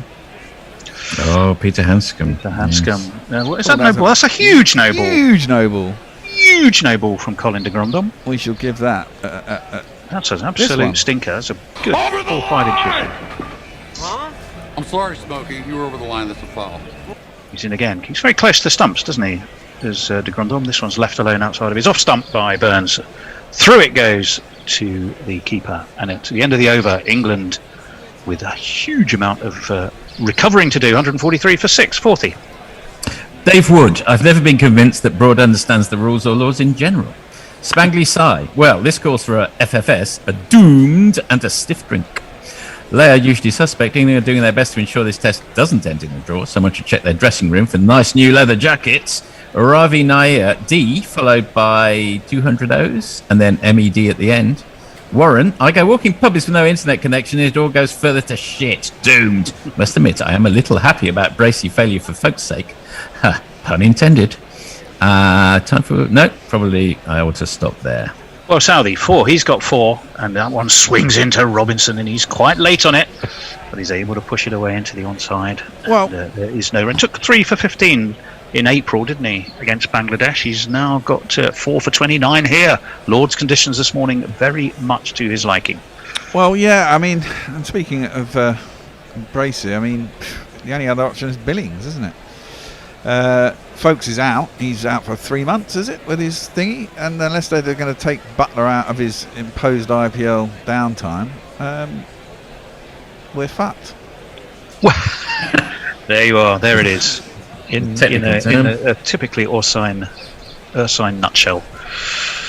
In comes Southey. Forward comes Robinson. Plays this very nice and straight. Gorgeous, in fact, on drive. That may well run down the hill. Is it going to go? No, it's pulled up just short of the rope. Wagner completes the fielding. I wasn't sure who threw in the dive, but they did well, taking a big chunk of Lord's turf with them. But it did deny Ollie Robinson his debut boundary in Test cricket. But he certainly played that extremely well indeed. Yeah, not too much force through it, just timed it sweetly. Big chunk taken out of turf by It's Kane Williamson's Williamson's knee, wasn't it? Yeah, you got to watch. Well, he did it. I think you got to watch his knee. That I would worry about there, because I think he did it with his foot, and therefore his foot stuck, and he kind of went over on it a little bit. That's a way knees get badly damaged, but he seems to be okay in decent order. I'm relieved to say. Of course, we're losing Ollie Robinson probably for the next test, aren't we, as well? Because most likely, yes. Well, fortunately, fast bowlers doesn't seem to be that's one not a area problem, I'm particularly short of. Southey stands ready to bowl from that pavilion end, bowling to Burns. They've got 3 obviously from Robinson. Burns leans forward, guides it to point, and there is no run. Southey, let me see, he does all right at Lords, doesn't he? He's taken 13 before today, so what's he on now? 17. And he did take them at 33, so that'll have come down somewhat. Yes. He has a best here of 6 for 50. He's already on the honours board. Well, so he's already on the honours board. Yes, he most definitely is. I'll trying to work out when that was. I shall tell you in just a moment. 6 for 50. He's a canny bowler, Southey. I mean, he's been around for years. He started. He played his first game was about 18, wasn't it? In he comes, and it's left alone by Burns, and taken that one at ankle height, so it died a little bit. And I mean, the one thing Watling. The one thing you have to say about New Zealand cricket is they have limited resources, right? But when they find a good one, they have to stick with them, and they get the chance to learn the game, you know. And because they have such overlap between times because people play so long in the side, you know, when a guy needs replacing, there's almost a ready-made replacement because he's been in the squad and he's played a few games and he's almost there, and he gets to learn on the job, as it were. Tony Cricket has again. He's right arm around to the left-handed Burns, and Burns has flicked this nicely, but fielded on the dive at mid-wicket. And did they take a single? They should have taken a single. Yes, they did. It will bring Robinson back onto strike. That 6 that he got against England was 2013. He managed to get rid of Root, Bairstow, Pryor, Finn, Bell and Swan, although England did win by 171 runs on that occasion. But he likes Lords. He's the type of bowler that would like Lords, though. You know, it isn't necessarily Lords. It's not always about express pace, is it, Forthy? It's all often about the wibble and the wobble and the movement in the air and the slope. And the slope, of course, very much so. 3 slips, go down. This one does swing in. 2, Robinson plays it very nicely indeed. Guides it out to mid-wicket and will take a single. Well, case study number 1, Glenn McGrath. Exactly. Yeah. Just that shade short of a length, constantly pegging away at that off stump. Anyway, that is the end of the over. A pretty tidy one from Southey, although Robinson looked to open his shoulders a couple of times. Who's with us? Give you a chance to catch up on those tweets. Peter Wood, doomed, just the 3 O's, as England play the Calypso at Lords. David Malan piling up runs, 120 odd not out just now. Are we seeing the fruits of this play aggressive no matter what approach here? Morg, not everyone could pull off a mullet like that, no doubt. Dean Lester, yes, this is good, very good. One of our Kiwi friends, I'd take it. I would imagine so. Yes. And there's rather a nice little meme from Dean Lester from under the duvet in New Zealand with the ice cream there. Very nice indeed. Under the duvet with ice cream? Surely that's a bit messy.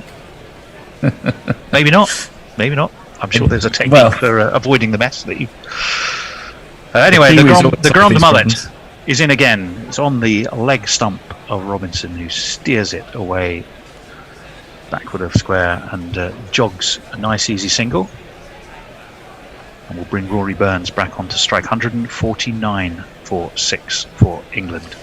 So I'll switch to YouTube, by the way, at the end of this over. I've got a backlog there to capture. Okay, good man. Good lad. What score do England need to get to? Past the follow-on is the first target. Yes, so, I would say 250 feels a stretch even at the moment, as forward comes Burns to the Grandon, pushed into the offside. Again, no run. It does indeed. Didn't it's about to put the mockers massively on Burnsy, but didn't he just get a century in the last round of the county championship? Good question. I will tell you. Let's see what he's done so far. I mean, I'm very non-county cricket, but everyone keeps putting up these streams on our WhatsApp groups. Occasionally, I watch a bit. De Grandhomme again. Oh, that grubbed along the ground, and didn't surprise. Well, it did surprise Watling, but he adjusted himself and took it sort of on the kneeling as it bumbled along to him. Let's see, 1, 2, second bounce to him. I'm just looking. See, actually, I haven't captured his scores. Perhaps Al, who's I know in the green room there, can you just flash up the last county scores for Rory Burns?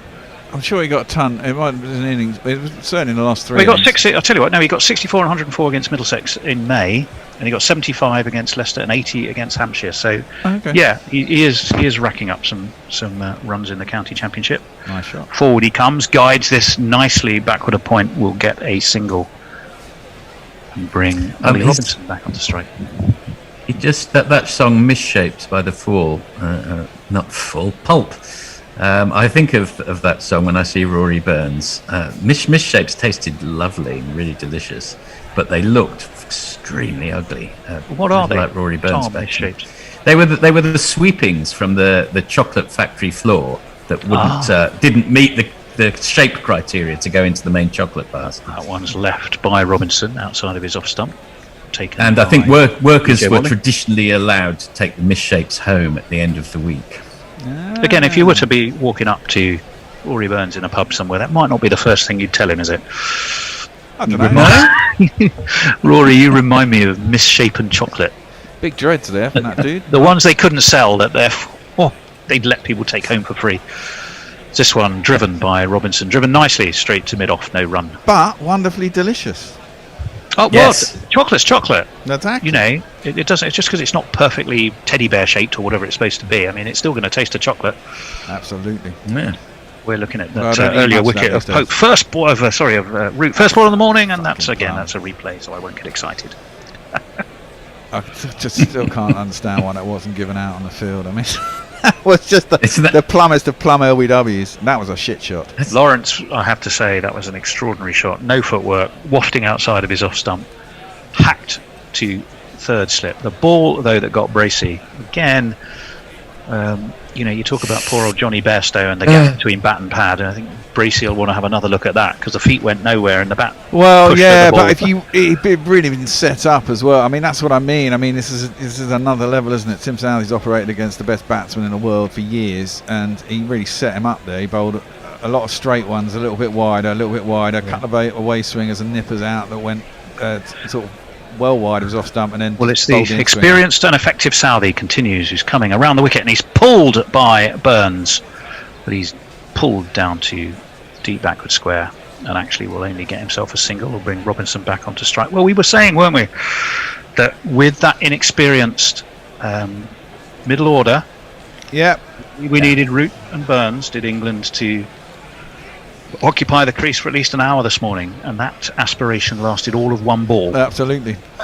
And after that, you just had a feeling things were going to be dicey for England. So I was quite liking the look of Ollie Pope, and then he's just played down the wrong line on that one. His England career has often been a little bit Vince-esque in terms of a promise in the early stage of an innings, but not really going big. I think you've got to stick with him. It is early for him. Yeah. 3 slips in the gully, stand ready. Southey's over the wicket to the right-handed Robinson, and Watling takes that competently, flips it to first slip, and there was no run. 227 England trail by. I haven't worked it out, but this must be one of the most inexperienced English batting lineups. Yeah, there's not a lot of claps. It's very, very shallow in terms of experience. There's a lot of 23 and 24-year-olds in there. Well, we were talking about Broad and his interesting point of view about follow-ons, but he'd also talked about cheap wickets for this test, hadn't he? Sorry, not cheap wickets, cheap caps.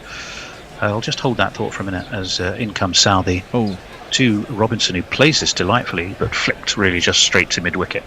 Yeah, he talked about cheap caps, and I think he was really making the point that, as a senior statesman, he'd done his hard graft, and it was really in the context of rest and rotation, and he possibly slightly feeling that there was maybe one too many debuts in this side.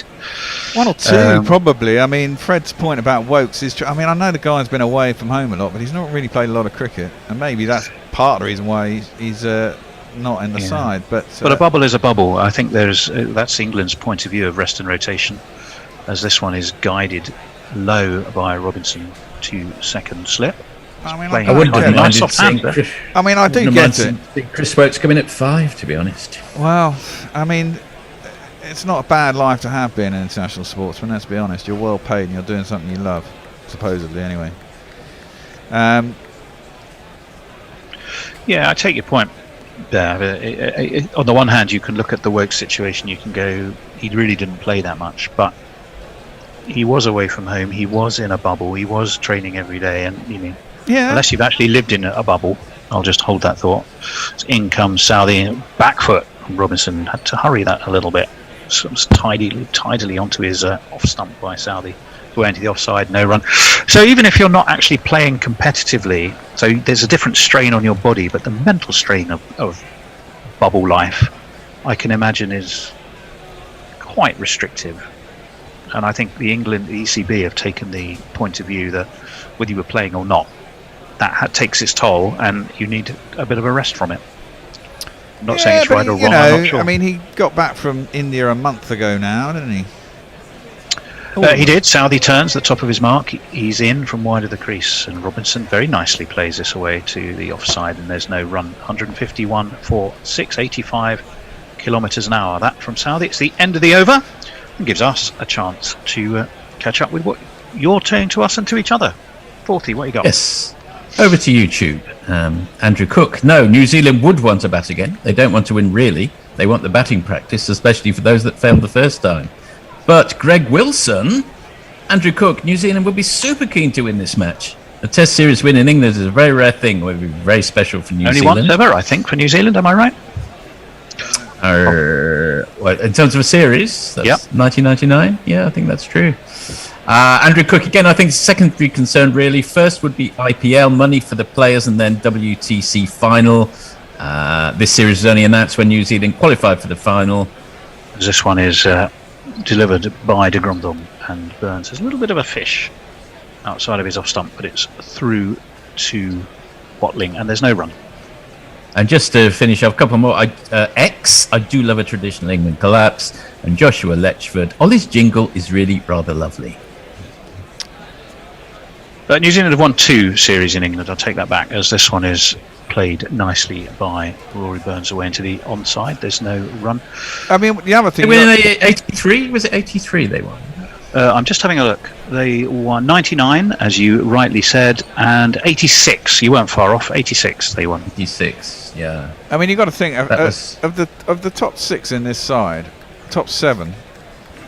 De Grandhomme around the wicket. Oh, and that one kept low, and Burns crouched and I think was looking to angle the bat and guided away back at a point, but didn't lay anything on it, and it was through to BJ Watling, and there's no run. And this may be part of the problem, is that you only bring in Stokes at 5 and Butler at 7 possibly, or Folks. Yes. And it is a callow top 3. I mean, there's not a lot. Burns is probably the longest serving player out of the top 3. He's only played 30 matches.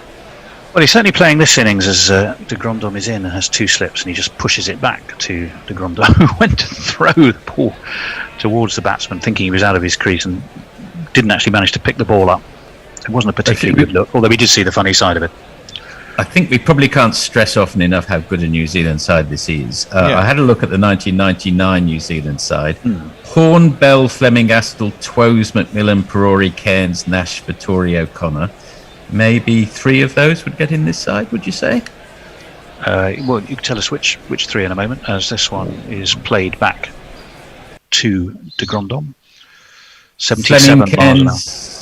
Fleming, Cairns and Vittori, I would say, out of that lineup. Yeah, yes, I probably would go along with that. Chris Cairns, not quite. I wouldn't necessarily put him in the great category, but certainly the very, very good category.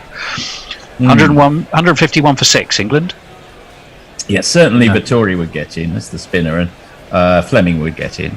Yeah. Pushed to mid-on by Burns. No run. End of the over. Sadly died, didn't he, Fleming? Cancer. Yeah, you can give us some more. Give us some more. Yes, tragically. Messages, 40. Oh, I will. Hang on. I just got caught out for a moment. Let me just Let me just refresh. You were looking at scorecards from 1986 or 99 or was it 99? I think. Well, it's time for a change anyway. So it is. You're absolutely right. Wow, time goes quickly when England are collapsing. Messi and Al are joining us, I think. All right, well, I'll take my leave. 151 for 6. England very much up against it. They are indeed. Thanks, Tony. Did we sort out where we got to in the tweets in that chaos, Forthy? Yes, I'm a little behind on the tweets, but only an over or two. I think I'm up to date on YouTube. Okay, thank you. Right, Carl Jameson is back into the attack, and his first ball is Ollie Robinson, who plays off the back foot, forces it out to Southey at cover, who stays on his haunches. Did he get hit in the shin or something? Did he not get his hands on it? It's interesting there's been no Wagner this morning. Yeah, not yet. I was wondering when he would come into the attack. Maybe, I don't know. It's worth noting how well they've bowled with a ball that they started at 42 overs or whatever it was. Yeah.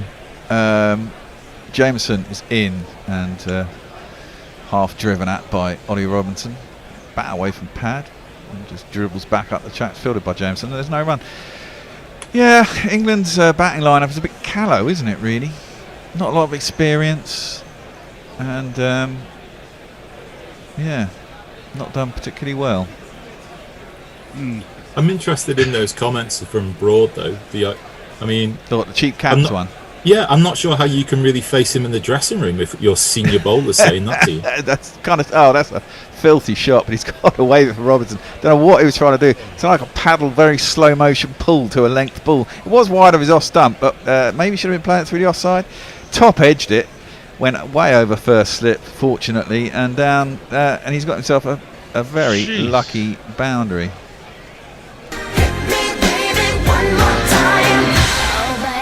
I mean, I suppose it was a length to pull, but it was swinging away and it was very wide of his off stump.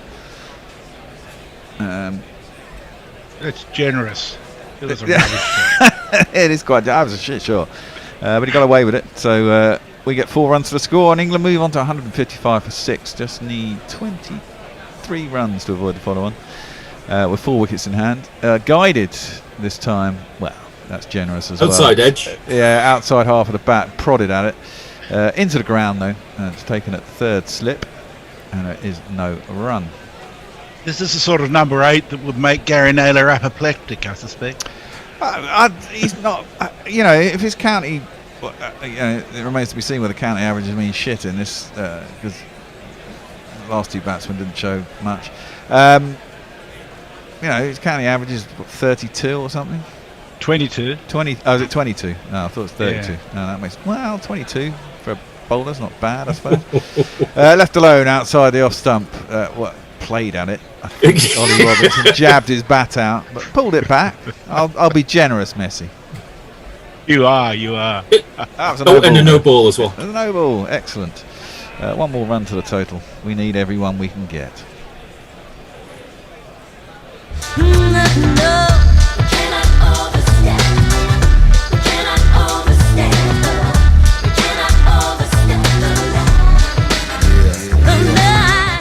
That was a big no ball. Jameson's in again. This time it is left alone by Robinson. There, you are aware that good cop and bad cop are meant to be played by 2 separate people? Yeah. No, you just seem to be doing both on your own at the moment. That's all. Well, I just call it as I see it, Al. 1 minute it's good, next it's bad. It's a great thing about being a fan commentary service. You don't have to hold toe any line. I have to be as vague as I like, and contrary. Robinson is going to face up. Jameson has got 2 for 53. He's in bowls. That comes in a little bit at Robinson, who guides it nicely out square on the offside. Not much pace on the ball. Goes past point. They chase it down. It'll be a single. 157 for 6. They've been really quite constrictive. I mean, don't get me wrong, I know that the taking of wickets slows down run rates anyway, but they've been Johnny on the spot in the field, haven't they? They really have. Yeah, they have. I mean, they've also got the men out, haven't they, in the outfield for the balls that beat the infield. Every time it seems a nice shot into the outfield, there's a man there. So they're stopping the boundaries as such. I'm not entirely sure we were at tweets. There's one from Peter Ward saying he's awaiting the publication of Tony Bishop's little book of Ursine nutshells. Basically, 109 pages of "we're fucked." I will buy a copy. Leah says, first things to say to Burns. We plan to do a hip and young version of the Three Musketeers. Want to be Cardinal Richelieu? Well, yes. Wagner is finally into the attack. Little bit of in-swing. Folding left arm over. Robinson jabs the bat, goes square on the offside, and there's no run. We shall give him a little jingle if I can find him. Here he is. That's Neil Wagner. He's my boss. And when he takes 5 wickets in an over, it was murder. Neil Wagner, PI. Yeah. Well, he's a strong-hearted bowler. He's in now. Bowls. That one's going across Ollie Robinson. Doesn't swing back this time. Keeps low. He leaves it through to Watley. And there is no run. England trail by 221. Burns is 69 off 192. Robinson's 12 off 25. And this is Wagner's first bowl today. Yeah.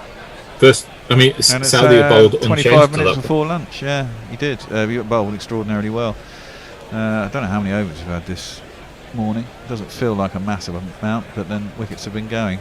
That one jumps a little bit outside Robinson's off stump, jabs at it, tries to pull his bat away, skips through to Watley at a decent height, and there is no run. It wasn't particularly short, just jumped a bit. Well, maybe it looks that way because the previous one had kept low. Yeah, possibly. And once that sort of doubt gets in your mind, you're. Yeah, I mean, it could be that it's the wicket is going to be capricious earlier than we thought. I mean, it looked on day one whether this was going 5 days, would have been a draw with even 5 days with the sun out. But then, of course, yesterday's changed things considerably.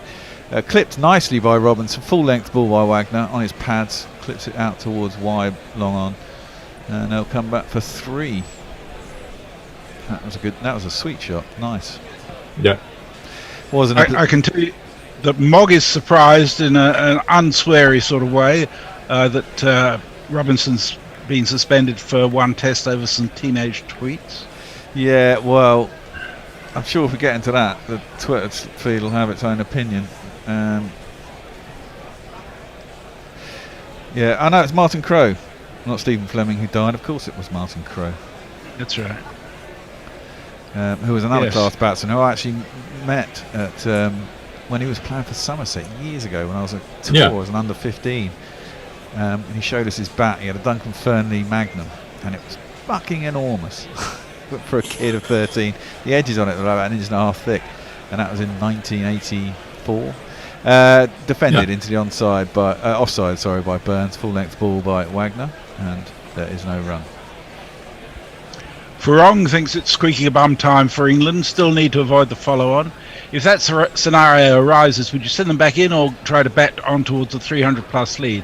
Just throwing the bleak weather forecast for tomorrow into the equation. Well, I just updated the weather forecast, and at this stage it's actually looking quite good for tomorrow. Wagner is in, defended back down track, and there's no run. If I got him out before lunch with a follow-on, I'd only bowl for one session. I had a day off yesterday. I'd be really tempted to just stick them in again. It would be very difficult for England to get enough runs on the board for us to lose, and you might as well take the chance. And then if it goes your way, you might have a smallish target to chase. You might not get to bat again, or you might have a big target with not much time to play. Either ways, you shouldn't lose, because England wouldn't have enough time to get enough runs ahead to be able to force a result, you would have thought. So it may be your best chance of winning, and I'd give it a shot. Warren says, if we need people who are fine at being in bubbles, any chance of Jake Gyllenhaal can keep wicket? And Kiwi Kelly is responding to a response I sent to her, saying she's been at work and missed start of the Perth football match, which I'm sort of watching. Hang on. That was delivered full and a little bit in-swingy from wide of the crease, I think, by Carl Jameson. It was played back down the track by Robinson. It was a good bit of fielding by Colin de Grandhomme at mid-on, who came across with his mullet and threw down the stumps at the bowler's end, but Burns was easily in, and there was no run. And Kiwi Kelly says she's fondly remembering the time she spent at Gorilla Towers and hopes the world will allow us to meet up again soon. Yes, it was lovely to have you in as well. It's always good to have people in. Haven't been able to do it for a while. Horrible flat-footed shot by Robinson off the offside. Holds the pose a little bit as he was trying to force it through the offside, but he missed it. And it quite easily got an edge, but didn't. Goes through to Watling and there's no run. Yeah, hopefully we'll be able to have people back in the studio someday soon. We were thinking about this summer, but everything's getting a bit weird over here again. And there's a bit of dissent in the ranks as to whether they want to come in or not. Yeah, they're getting lazy. Well, there is that, Messi. I mean, there's this whole thing now. So, well, they're quite happy doing it at home. You know what? It works quite well as well. I don't mind, and it allows us to get people in. But some people are antsy to come in, you know, which is the other side of the coin. That one comes back into Robinson from wide of the crease again. Follows him this time, and it beats his inside edge. Goes through to Watling at a decent height. That was a good ball. Robinson may consider himself lucky not to have got anything on that. Or lucky, I should say, not to have got anything on. Yeah, it was a big in-swinger. No run. Hands in the air from Jameson. Yeah, I have to say, Jameson's living up to expectations. Yes, he is. He's a good bowler. But I thought Ollie Robinson bowled well. And again, I come down to we have a callousness in the side, and he's one guy stood up. Driven at by Ollie Robinson again. I mean, he's playing a lot of fresh air shots. Unfortunately, he's not getting anything on them. They look good, but he's not hitting the ball. Again, bat miles away from pad. Driven at Watling. Takes it behind the stumps, and there's no run. Jameson needs to bowl a ball that's slightly shorter and slightly wider, and maybe he'll get an edge on it. It's all too much in the right areas. Well, I guess he's just throwing a bat. He is a number 8. This time he goes back, shorter of a length by Jameson, and pretty straight. Robinson gets on a back foot and defends it into the offside to mid wicket, and there's no run. But it's a really interesting comment, that, because really you're trailing by 218. We've lost 5 wickets for nigh on just 50 runs this morning. You're a number 8. Back to the conditions, which is stick around. Don't throw the bat. Well, I agree with that. He isn't the best batsman in the world either, is he? So, there might be one with his name on it anyway. They're bowling well, the Kiwis, let's be honest. That's defended quite well by Robinson out to the covers, and there's no run. I mean, they're certainly using the crease well, they're using their lengths well. They've got plans to batsmen. They're obviously hanging it out wide, and they've got the ones that come back in. All of them seem to be able to bring it back into the batsman, whether it be off the seam or in the air. There's a bit of swing in the air. It's all helpful. The pitch is getting a little bit up and down. Yeah. And they're a good bowling unit. This is a bowling unit without Trent Boult. Could you imagine, like the swing that Saudi's got this morning? Well, exactly, and from left arm over. I mean, I think they're better suited to win the World Championship final than India in English conditions. I mean, India have got a good seam attack themselves, but as a warm-up to the World Test Championship, this is bloody perfect, isn't it? I mean, this isn't some bullshit warm-up against county second 11s, even county first 11s. This is a proper couple of Test matches before the actual big deal. That's down the leg side to Burns from Wagner over the wicket to him. He doesn't get anything on it. It goes through to Watling, and there's no run. I mean, you couldn't get better prep for the actual big game than these two games coming up now. It's interesting. The New Zealand team attack is quite so complementary to each other. Well, again, I think this is what I was coming back to earlier. I think in New Zealand, I mean, they were interviewing Simon Dool during the rain breaks yesterday, and that's again down the leg side. That's a great take by Watling. It's a good take by Watling. It's just pretty shit ball. It's well wide down the leg side. And there aren't that many resources in New Zealand, so they stick guys in the side who they think are good enough, and they learn on the job. I mean, Colin de Grandhomme is, he's a pretty average medium pacer and hits a hard ball, but he's he's had to play the best sides in the world because there's no one else really to take his place. And actually, he's become a good professional cricketer. You know, he's obviously got a decent eye. He's quite nousy with his bowling, even though he only bowls at mid-70s. As that one's driven back by Burns to Wagner, and there is no run. And so they get to learn on the job and actually become half decent cricketers. I mean, I hope that's not, you know, a slur, but I mean, some of them may not have been that great when they got on the side, but having to play and having to stick with these because they're the best you got sort of deal, they just get better. They learn on the job. Play in all these conditions, play around the world, have time to grow a game because they always, you know, a lot of them get picked quite young, and certainly around the squad quite young, and get the odd game here and there. As that's worked into the leg side by Burns square, and now get a single. He'll get himself off the strike, moves on to 70.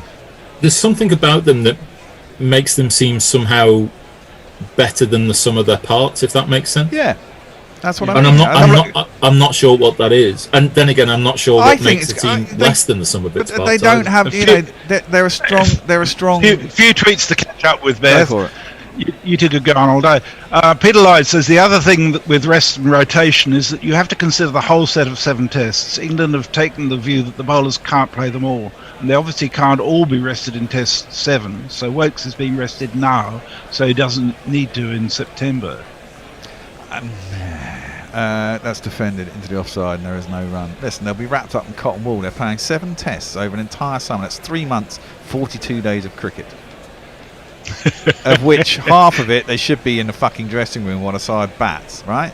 So they play 24 days of bowling in 3 months. Fuck off. I just don't like that shit, man. You can't be too precious about this stuff. I sound a bit like Gary here, but I mean, I was just thinking exactly that. But you can't. Except you did it in a lot fewer words. There are some things I agree with Gary, and that's one of them. I do think if you're a professional sportsman, that's left alone outside the off stump, I understand it's a high pressure game, but you have a short career, and you know, any professional sportsman wants to be out there playing the height of their game. It'd be interesting to see some. I mean, this is it. I mean, this is why you get comments, I think, from people like Broady.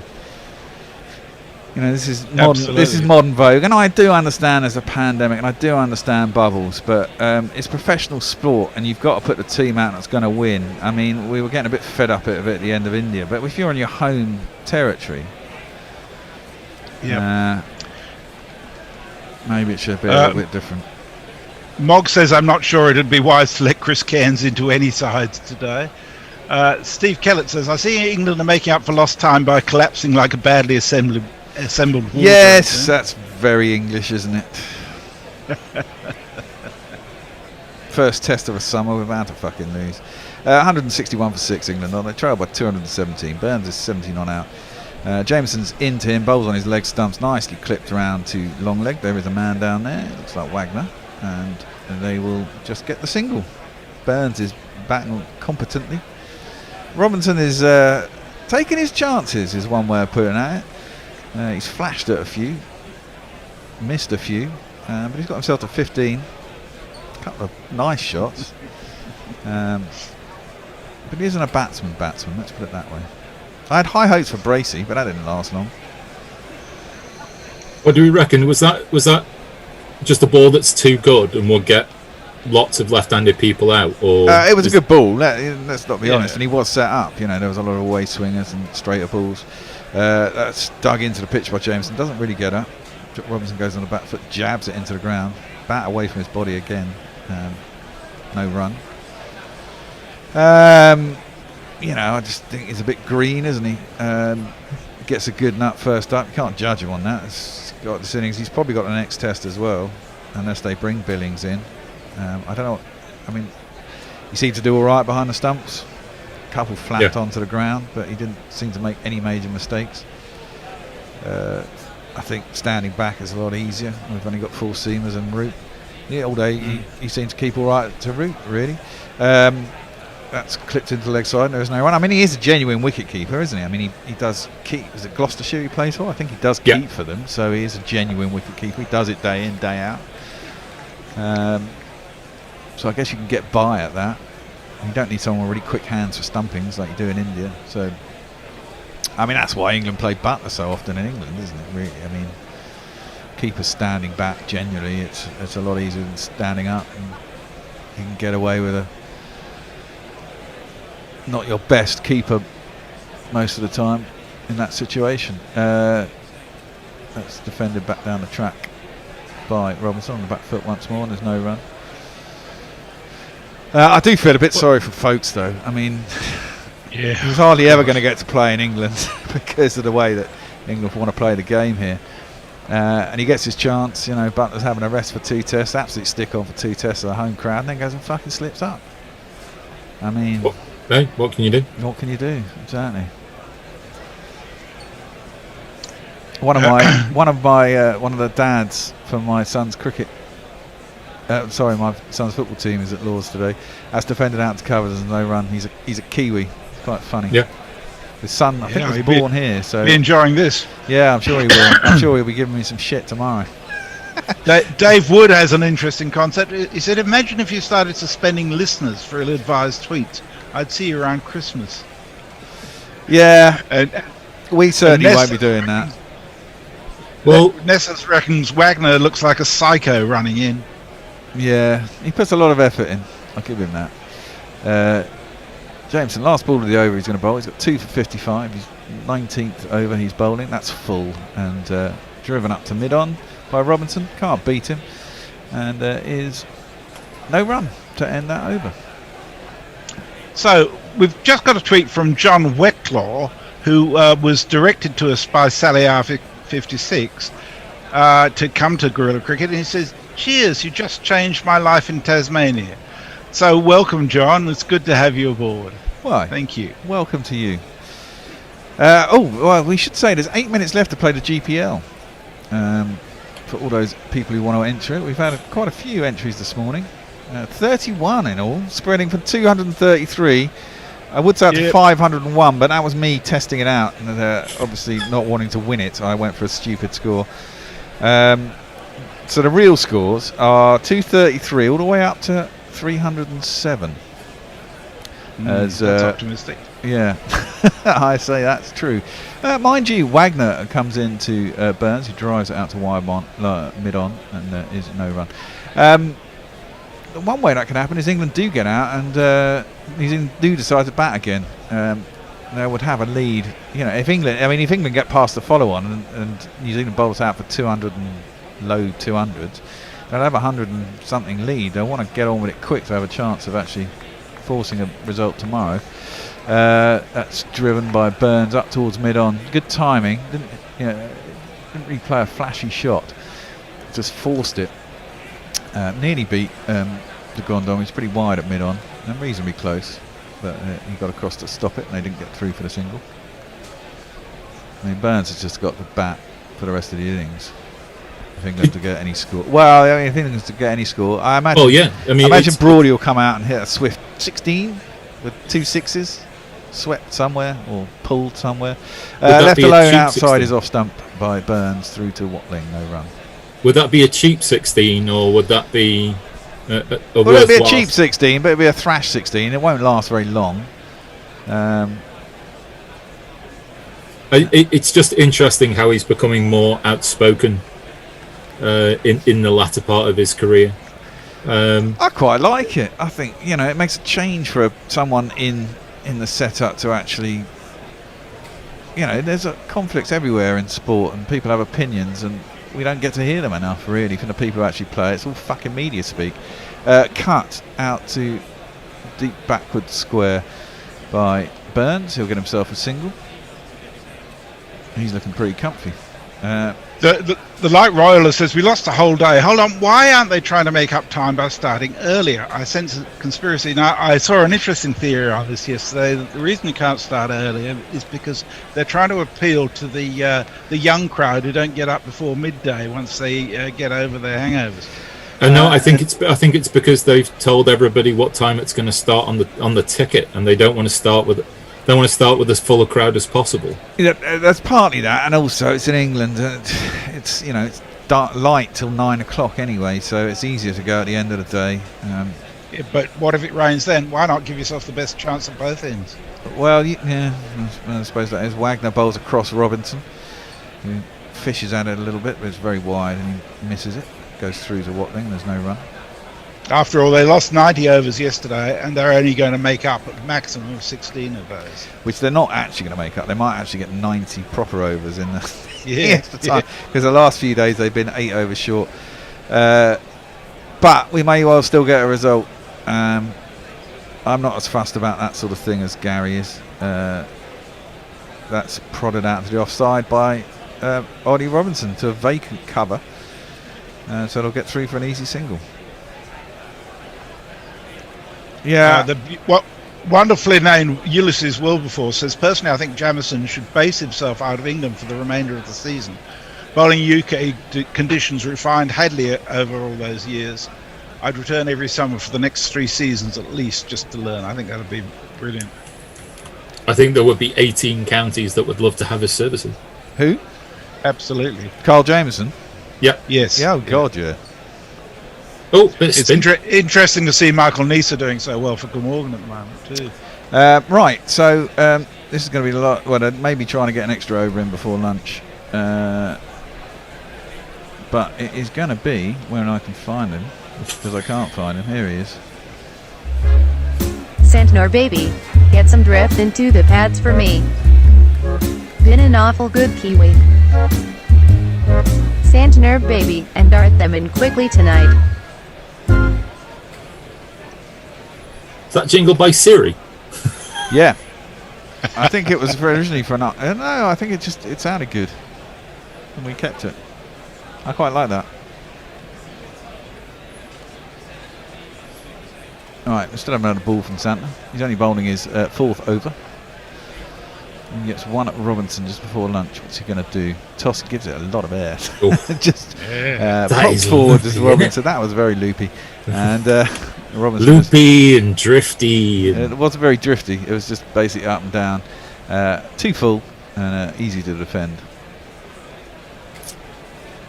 And once again, that's a full toss. Clipped nicely by Robinson. Might feel he missed out there because he hit mid-wicket. But it was another loopy full toss this time. The last one at least did pitch. That one did not. So he's trying to give it a bit of air. I often find the first over you just bowl flat, and that's better. Tries to work. They're going up for a catch. He's been caught. Robinson has got an inside edge onto pad. It's popped up. There's a short leg. Bloody hell. Santa's got a wicket. He's not going to review it. He's reviewed it. Oh, so he doesn't think he hit it. So, and that's not often a good sign on a one to short leg. We should have a review jingle because the batsman. I was in. Yes. I was definitely in. I was definitely in. Were you definitely He's still in. I don't know. Yeah, he's definitely still in. It's not going to hit the stump, so the LBW will be out of it. It's hit him outside the line of the leg stump for a start. Yeah. He's drifting down there. And he's unless he's chased that with his bat. No, he hasn't chased it with his bat. He missed it by a mile. He missed it by a mile. He hit his pad with Is his that the bat. same umpire he gave? Not out for the LBW. Yeah. I don't know. No, this is Richard. Oh no, sorry, that's third up. I don't know. No, it's not. It is. It's the same guy. Is it? It is. Yeah. Yes. Loves hugging himself, obviously. Yeah. That wasn't out. Good review by Robinson. Poor decision by the umpire. But that's what they're there for. That's why I like reviews. Nigel Burgess in Winnipeg is in a state of shock. Only just turned 7 o'clock here in the morning. And what the fuck's happened? 161 for 6. It's 164 for 6 now. But that one's down the leg side again. Man, this is a ploy. Clearly, he's bowling flat now. After bowled the first 2 as pies, he's now bowled flat darts in at leg stump, going down leg for the next 2 balls. That one was padded out to short leg once again. Now he's going down there, just leave it. It's the last over before lunch. That one's tossed up. Right forward comes Ollie Robinson. Defends it out to mid-wicket. Half decent ball by Santner. Gripped a little bit, but not nearly enough to cause any trouble. And a bit of killology by the Kiwis. Maybe they thought it did hit the bat. That's pretty. It wasn't far from his gloves. It wasn't that far. I mean, I guess it's worth appealing because you don't quite know what's happened. Last ball of the over was defended too short from Santner. To put it out in the offside and ain't no run. And that ends the session. Burns ends on 72 not out of 203 deliveries. Robinson 16 not out of 48. 164 for 6. England trail by 214. There was only 53 runs, but 4 wickets in this session. Root went the first ball of the day, caught by Ross Taylor in the slips. There was a bit of a about whether it carried, but it clearly carried. There was no need to get too fussed about that one. Ollie Pope was struck right in front of his middle stump by what looked an absolute plum LBW. Somehow the umpire didn't give it out. Must have thought he got an inside edge. The Kiwis reviewed it, and sure enough, it was clattering in about a foot below middle of the leg stump. It was absolutely stick-on plum. Dan Lawrence came out, and 2 balls later wafted a wide one. It was an absolutely terrible shot. His foot went down the line of middle stump. His bat was about 3 feet outside off stump, and he edged it through to the slips once more, and he was caught by Colin de Grandhomme at 3rd slip, I think it was, or 2nd slip. Bracey was bowled by Southey, got set up by the old 6-1. It was really. He bowled 6 balls straight and going way outside his off stump, and a big hooping in ducker, which went through the gate and knocked over his stumps. Ollie Robinson has come out, flashed a little bit here and there. Been lucky still to be there, really. Was just given out, caught off bat pad, but it wasn't. He didn't get anywhere near it, and he remained 16 not out with Rory Burns. That's the tale of the tape. 4 for 35 for Tim Southey, and Carl Jameson has 2 for 55, where the wickets are at. And that'll be lunch. Thoughts, last tweets, and then we'll go to, I think we're playing an Ashley Gray interview with Anindo Dutta and Tony at lunch. I think sorry, Jazz, you go. Well, I was just going to give a couple of final tweets. Mog welcomes his fellow Taswegian John with hooray for Tasmania. And Warren says, not to be too cynical, but maybe Broad is auditioning for a media job. If he's doing that, he's obviously basing it on the Vaughan model of pissing people off as much as possible to get attention. And Nestlers has got a two-tweet rant in relation to bananas. There's been a discussion about bananas going on. He says, go on then, take the precious things out of the shop. Things will shop, burn down the home, rape our dead Mars, just as long as I don't have to hear any more of your disgusting babble. You people are all alike. You march in here young, try and touch the local things. I suppose next year we're spraying me with one of those cans of paint, smearing poor tubs here with excrement. Now that sounds to me like it's taken straight off something Monty Python-esque. I've no doubt Nessus will let us know tomorrow when he's on again. But that's it for tweets. Thank you all very much. As far as my view is concerned, I think New Zealand bowled really well. I'm amazed that Robinson is still in. And frankly, unless it rains a lot more, New Zealand are going to win this test comfortably. Big talk. Al?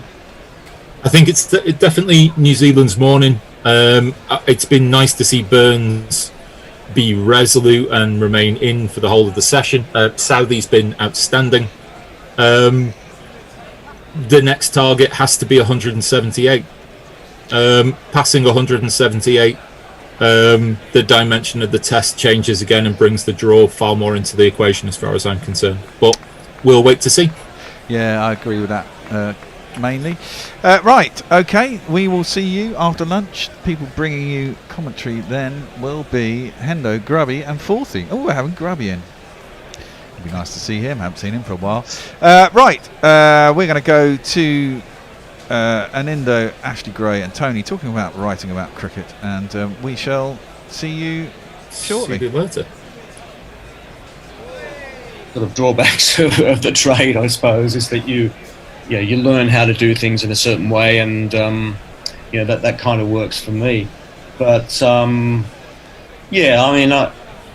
always, like I said, I've been doing it for 20 odd years now, so I've always been sub-editing and writing, and not always on sport, not always on cricket either. But I think having to write in different tones for different publications and on different subjects sort of rounds you out as a writer as well, because you can draw on a lot more different expressions and ways of putting together stories as well, because one magazine might have a certain style that you have to adhere to, or it might have a certain way of structuring things. But the newspaper will have a different style and structure again, depending on which one it is. So I suppose that's been the benefit of my. That's an interesting. You've touched on an interesting point there. So the idea of style. When you're sub-editing or writing for someone else, if it's advertising copy or if it's even autobiography writing or any of those things, you have to sort of adopt a different persona, that of your audience or the editorial style of the publication you're in. But when you start to write your own books, it's you, even if the subject matter is very relevant to a particular group or a particular audience. It's your way of putting it across. So I think one thing I'd like to ask you both is your books are or the books certainly the ones I've been reading have similarities and differences. One is very much about a history of a certain type of art or craft or of a team. So in Indo, perhaps you're more the historian, but you're a storyteller in the way you bring that game history across. Actually, you're also a historian in that you've picked a very specific, the current book, The Unforgiven, is sort of politically charged. It's sociologically charged with so many different sort of depths about those West Indian cricketers. But again, you're essentially telling a history story through multiple personalities. So in some ways, the books have similarities there. Sure. So anyway, that's kind of a long-winded way of asking the question, which is, how do you evolve, Ashley, your own style and way of your own storytelling so that you feel this is me, even though you're telling the story of something else? Sure. I think at some point you have to back yourself and back your experience and back your way of looking at the world. Otherwise, there's no point in writing a book or a long form article. I mean, you have to trust that what you're writing about and your perspective is unique in some way and is valuable. I mean, there are many times when you're writing something and you feel that isn't the case. And that can kind of freak you out as well. I mean, there was a time here when I was doing Lawrence Rowe's chapter, and I could not get past the first paragraph, and I was sitting right here, right where I am now. And it was a lovely summer's day, and I was looking outside and wishing I was outside. And I just couldn't get... And I found that there were 3 or 4 different options for the next paragraph where I could go with the story, his chapter, and... they all seemed quite appealing, but when I'd start them, they wouldn't work, and it was just this utter sense of frustration, and I just let out this primal roar. I was like, "Ugh!"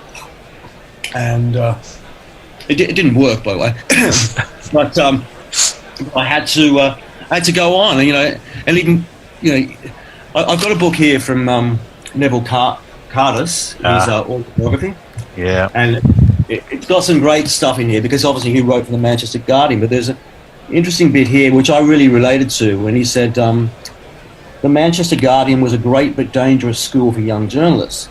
It made us so word and phrase conscious that sometimes we suffered the embarrassment of the centipede, which one day became aware of the complexity and delicacy of its muscular organisation and reduced itself more or less to permanent immobility by wondering which foot to put forward next. Well, that's where I was at with the Lawrence Rowe chapter, and to move on to the next part of the narrative, I had to take a chance and believe in myself and get on with it. At some point you have to bite the bullet, and that's ultimately what I did. So, that's kind of how I approach things, Tony. But usually. With a lot more, with a little more success than I had with Rowe in that beginning. What finally unblocked the start to the Lawrence Rowe chapter then? What was the critical moment that you went from blank page to you felt you were onto something? Stephen King said the scariest moment is always just before you start. After that, things can only get better. And he wrote a few books. Yeah, he did. Yes. I think I went out and had a walk and experienced some of that sunshine. Came back and just looked at the first thing I had written, which is often the best thing in a way, because you come to you're closer to being pure about the subject when you approach it. And I went with that, and it just started to roll. I knew a lot about him, obviously, anyway, because I'd researched him so much. I'd interviewed him, I'd seen him, I knew the man, and the thing about my book was, even though it's well structured in that there are 20 chapters on different guys that went on the Rebel tours, each chapter itself, I didn't have a particular structure for it. It would just sort of happen, and I would just sort of work it as I was going. Once again, the sort of the polish as you go thing. I couldn't move on if the stats weren't right and the words weren't right.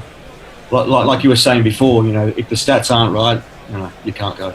Well, the rigor certainly comes out, and actually, you've said something there I will come back to, because it's the 20 different people. I have a slight feeling that each chapter gets to the heart of those personalities, so is slightly different in its feel, because I think you almost inhabit the trials, tribulations of each of those people. But I'm going to hold that thought, because I was going to ask Anindo the same question. For you, as I say, a kind of a historian. I don't know if you'd like to be called a historian, but you're a storytelling historian in cricket. Yeah. But tell me about the inspiration for you, because it's not just the Wizards and the Story of Indian Spin. You've written about Don Bradman. You've written about the Gentleman's Game and the old style. We imbue the history of cricket. Even when none of us were born, even me, who's older than you two,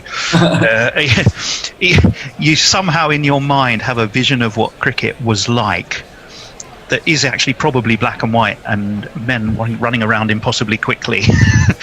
And yet you feel like you were there because you've read so much. So tell me a little bit about your inspiration to get pen to paper for your first book, perhaps, Anindo.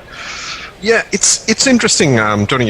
You say that what you just said, because the first book, although it's not the first book I published, the first book I actually started working on was Spellbinding Spells. That's the one which Kersey asked me to encourage me to write. It just took a while to write, so by that time I had The Gentleman's Game, which was almost like an experiment, because The Gentleman's Game was more a collection of articles that I had written earlier, and I sort of polished them and I put it out there to see what the response to my writing would be while I was still writing Spellbinding Spells. I wanted some feedback, if you like. So it's interesting that a lot of people, even today, are writing back to me and telling me that they love A Gentleman's Game, which is nice to know. But that's the reason why I wrote it. And then when I started writing Spellbinding Spells, it was quite interesting because for some reason, I decided to be very bold. And I said, I'm going to write this in a manner which I have not used earlier. And in line with what you were talking about, that where if I can call myself a quasi-historian, just because I guess I read so much of it and enjoy it, I actually thought that a unique approach would be if I were to write a book where I'm visualizing what's going on in front of me and I'm writing the entire story in the present continuous. So, which was an absolute experiment, because it's a 50-page book. Mm-hmm.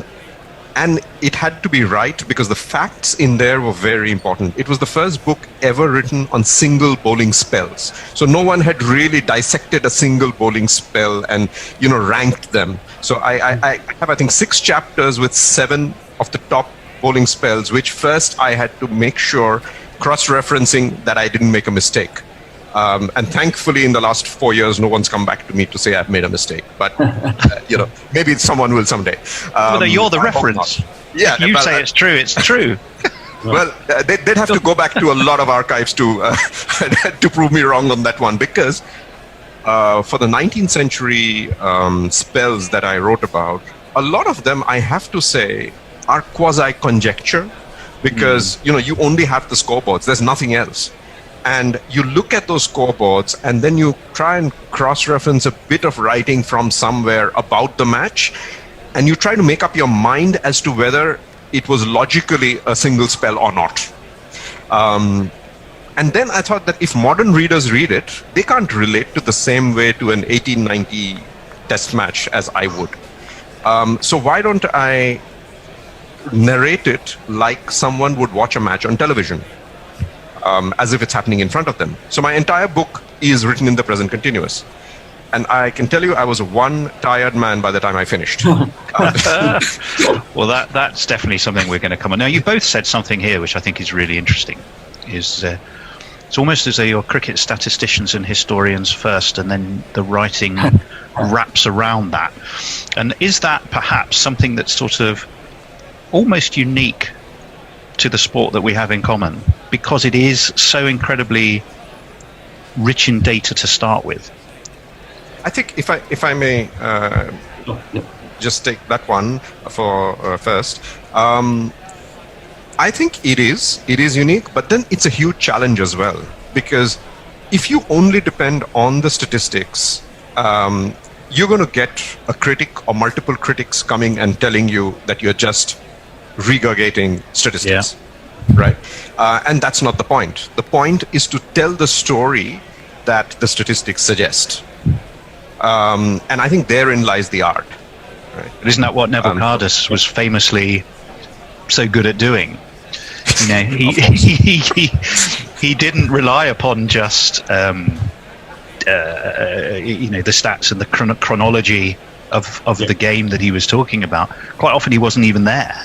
The line I've always loved, it gets trotted out on probably shows like this, I don't know, Trent Bridge, a lotus land for batsmen, a place where it was always afternoon and 360 for two. I mean, again, we'll come back to it, but I'm not sure you get that sort of language. Ashley, what about for you? Historian, statistician, wrapped in prose. Yeah. I think that. I've always had a head for stats, because cricket is unmerciful in that way, in that everyone that plays in a game is ranked. Where you come in, when you bowl, the score you get, everything that you do is accounted for. So it's a good basis from which to start when you want to historically analyse something. But as Ananda was saying before, it's just the bones. You've got to put the flesh on it, and that's the real art.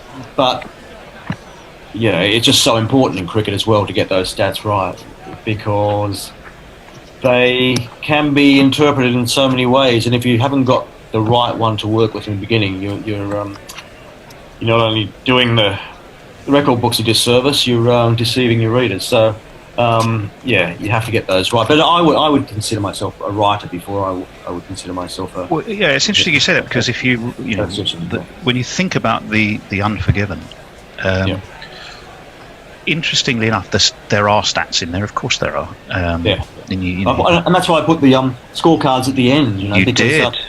Because it's important to me. Because if I read a book and I've got all this stuff, I want to be able to refer exactly to what happened. Any cricket fan would be lying if they weren't worrying. Well, but what was the scorecard that day? Who got how many wickets? I mean, they still will do that. But, and again, I think this is a commonality probably between both of you and books of yours that I've been lucky enough to read, is there's a huge amount of personality and emotion, quite raw emotion in perhaps more in your case, Ashley, around the personalities, the issues that they were going through, the challenges, the moral challenges that they were facing. So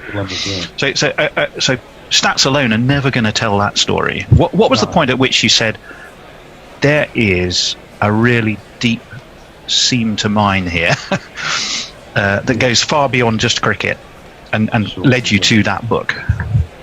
Well, it probably was just meeting Richard Austin in the first place and finding him in the gutter. I mean, I didn't see him on the cricket field racking up a century or taking 5 wickets or making a spectacular catch. I saw him in the gutter drinking rum from a plastic Coke bottle and pleading to me for money to feed his cocaine habits. So the story could never be about the statistics, or I was talking to a guy today from my hometown. I think I told you before, Tony, that's doing a story from Newcastle, and I actually played cricket with him as a kid, and he was saying that the book is more about the decisions that people make in their lives and the ramifications and how they reconcile them later in life, if they ever do.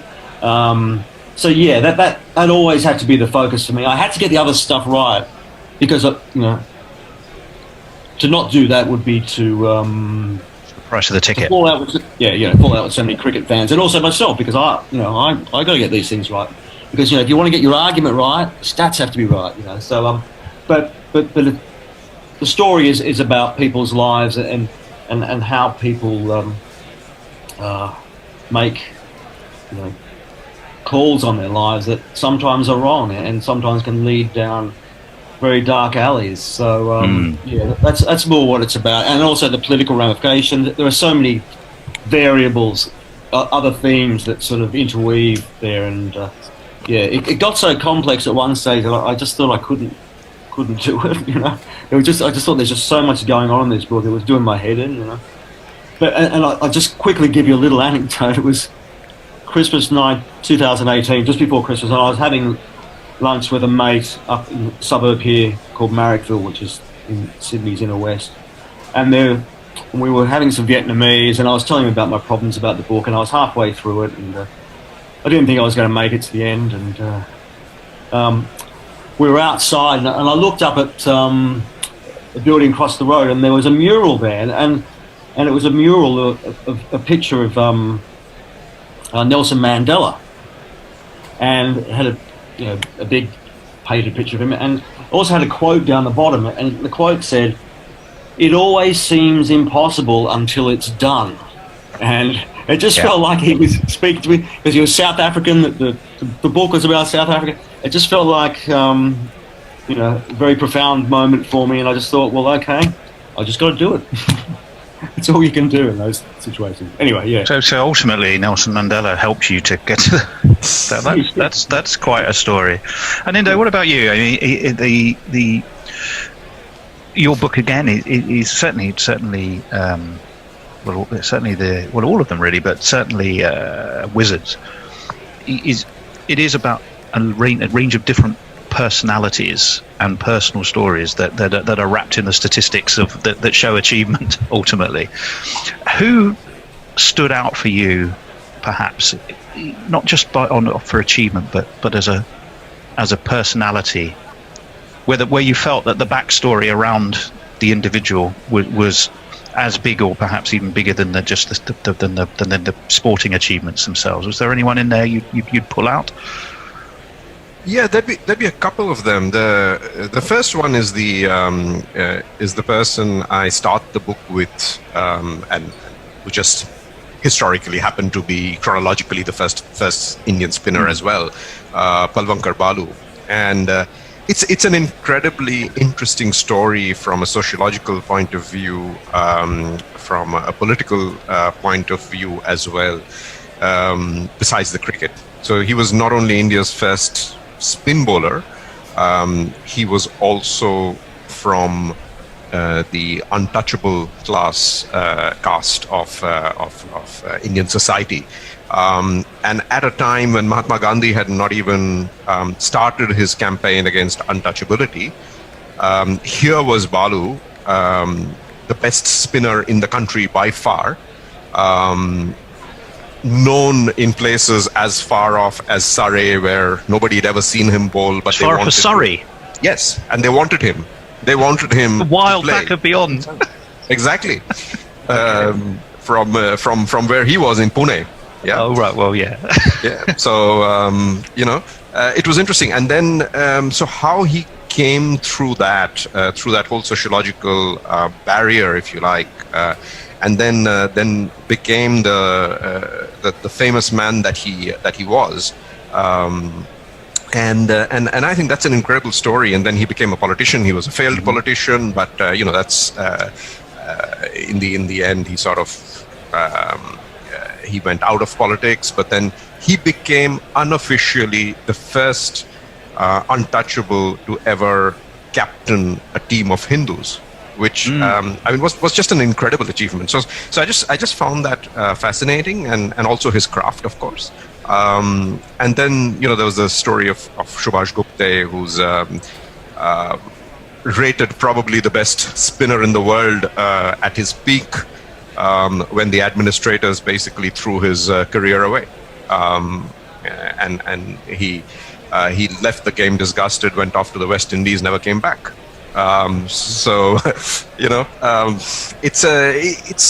It's just these kinds of stories made the whole book for me really fulfilling.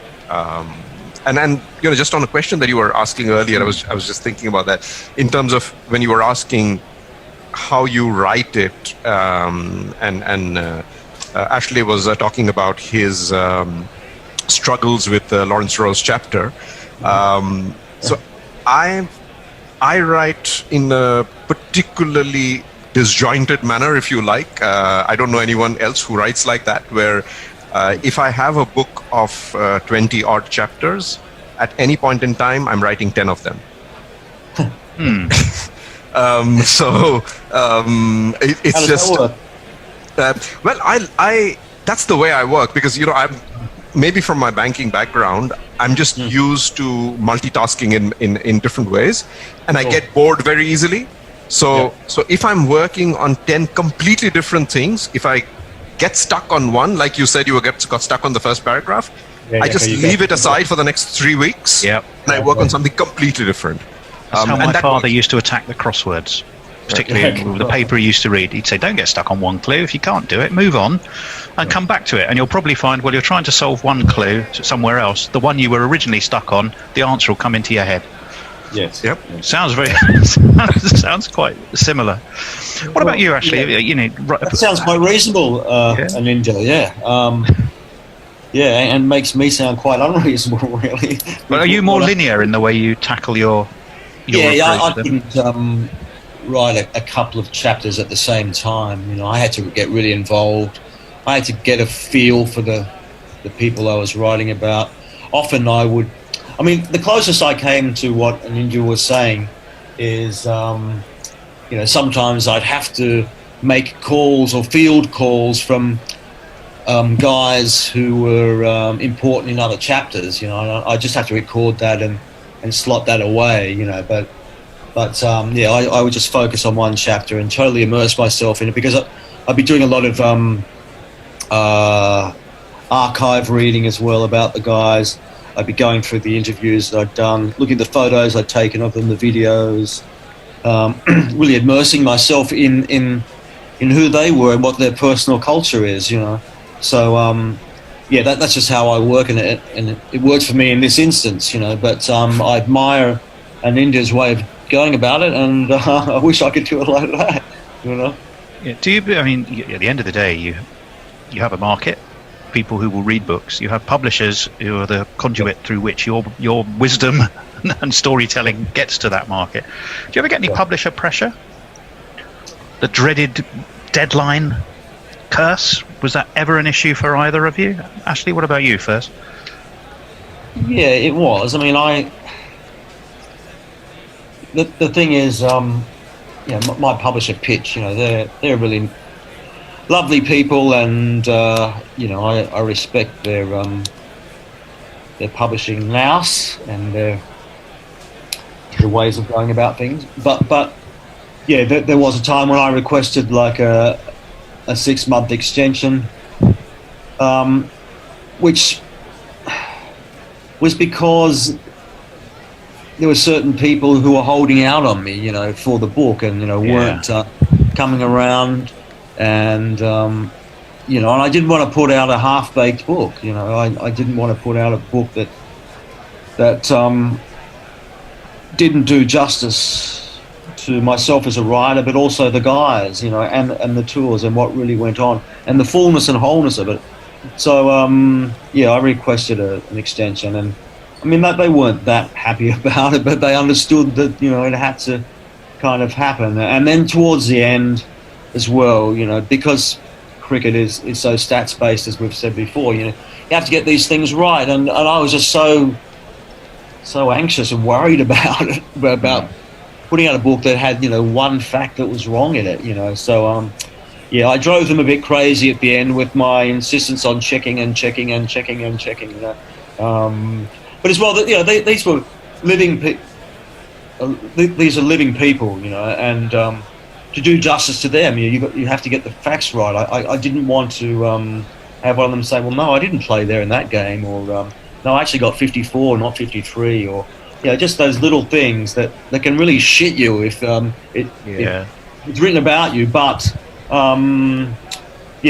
but maybe in the eyes of the publisher, they wanted the book out. You know, I guess it's the difference between a book and a match account or a newspaper news article. Yes, I mean, exactly. That has a deadline. The book, by definition, mainly can have a more extended order. There's a wonderful quote. I think it was Douglas Adams. You know, wrote Hitchhiker's Guide to the Galaxy. I love deadlines. I love the whooshing noise they make as they go by. Which is kind of fun. What about you, Anindo? Can I just have one more thing? Oh yes, okay.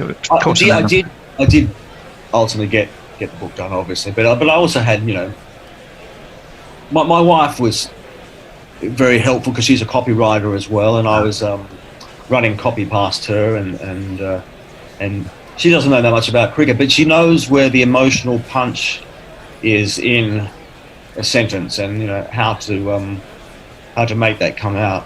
But the thing with my wife was, well, she said, well, you spent like 18 months on it. Like, you know, how much longer are you going to spend on it? So, which was a fair enough question. I mean, I was still working, but there's a point at which you have to pull stumps on it and go with it, you know. Yeah. Nindo, what about you? Did you find at any point people starting to yank your chain a bit and going, well, where is it? Well, for one of the books, I did, like Ashley, have to ask for an extension, and Wizards was that book, and the reason for that was I'd been working on it for 15 months, something like that at that time,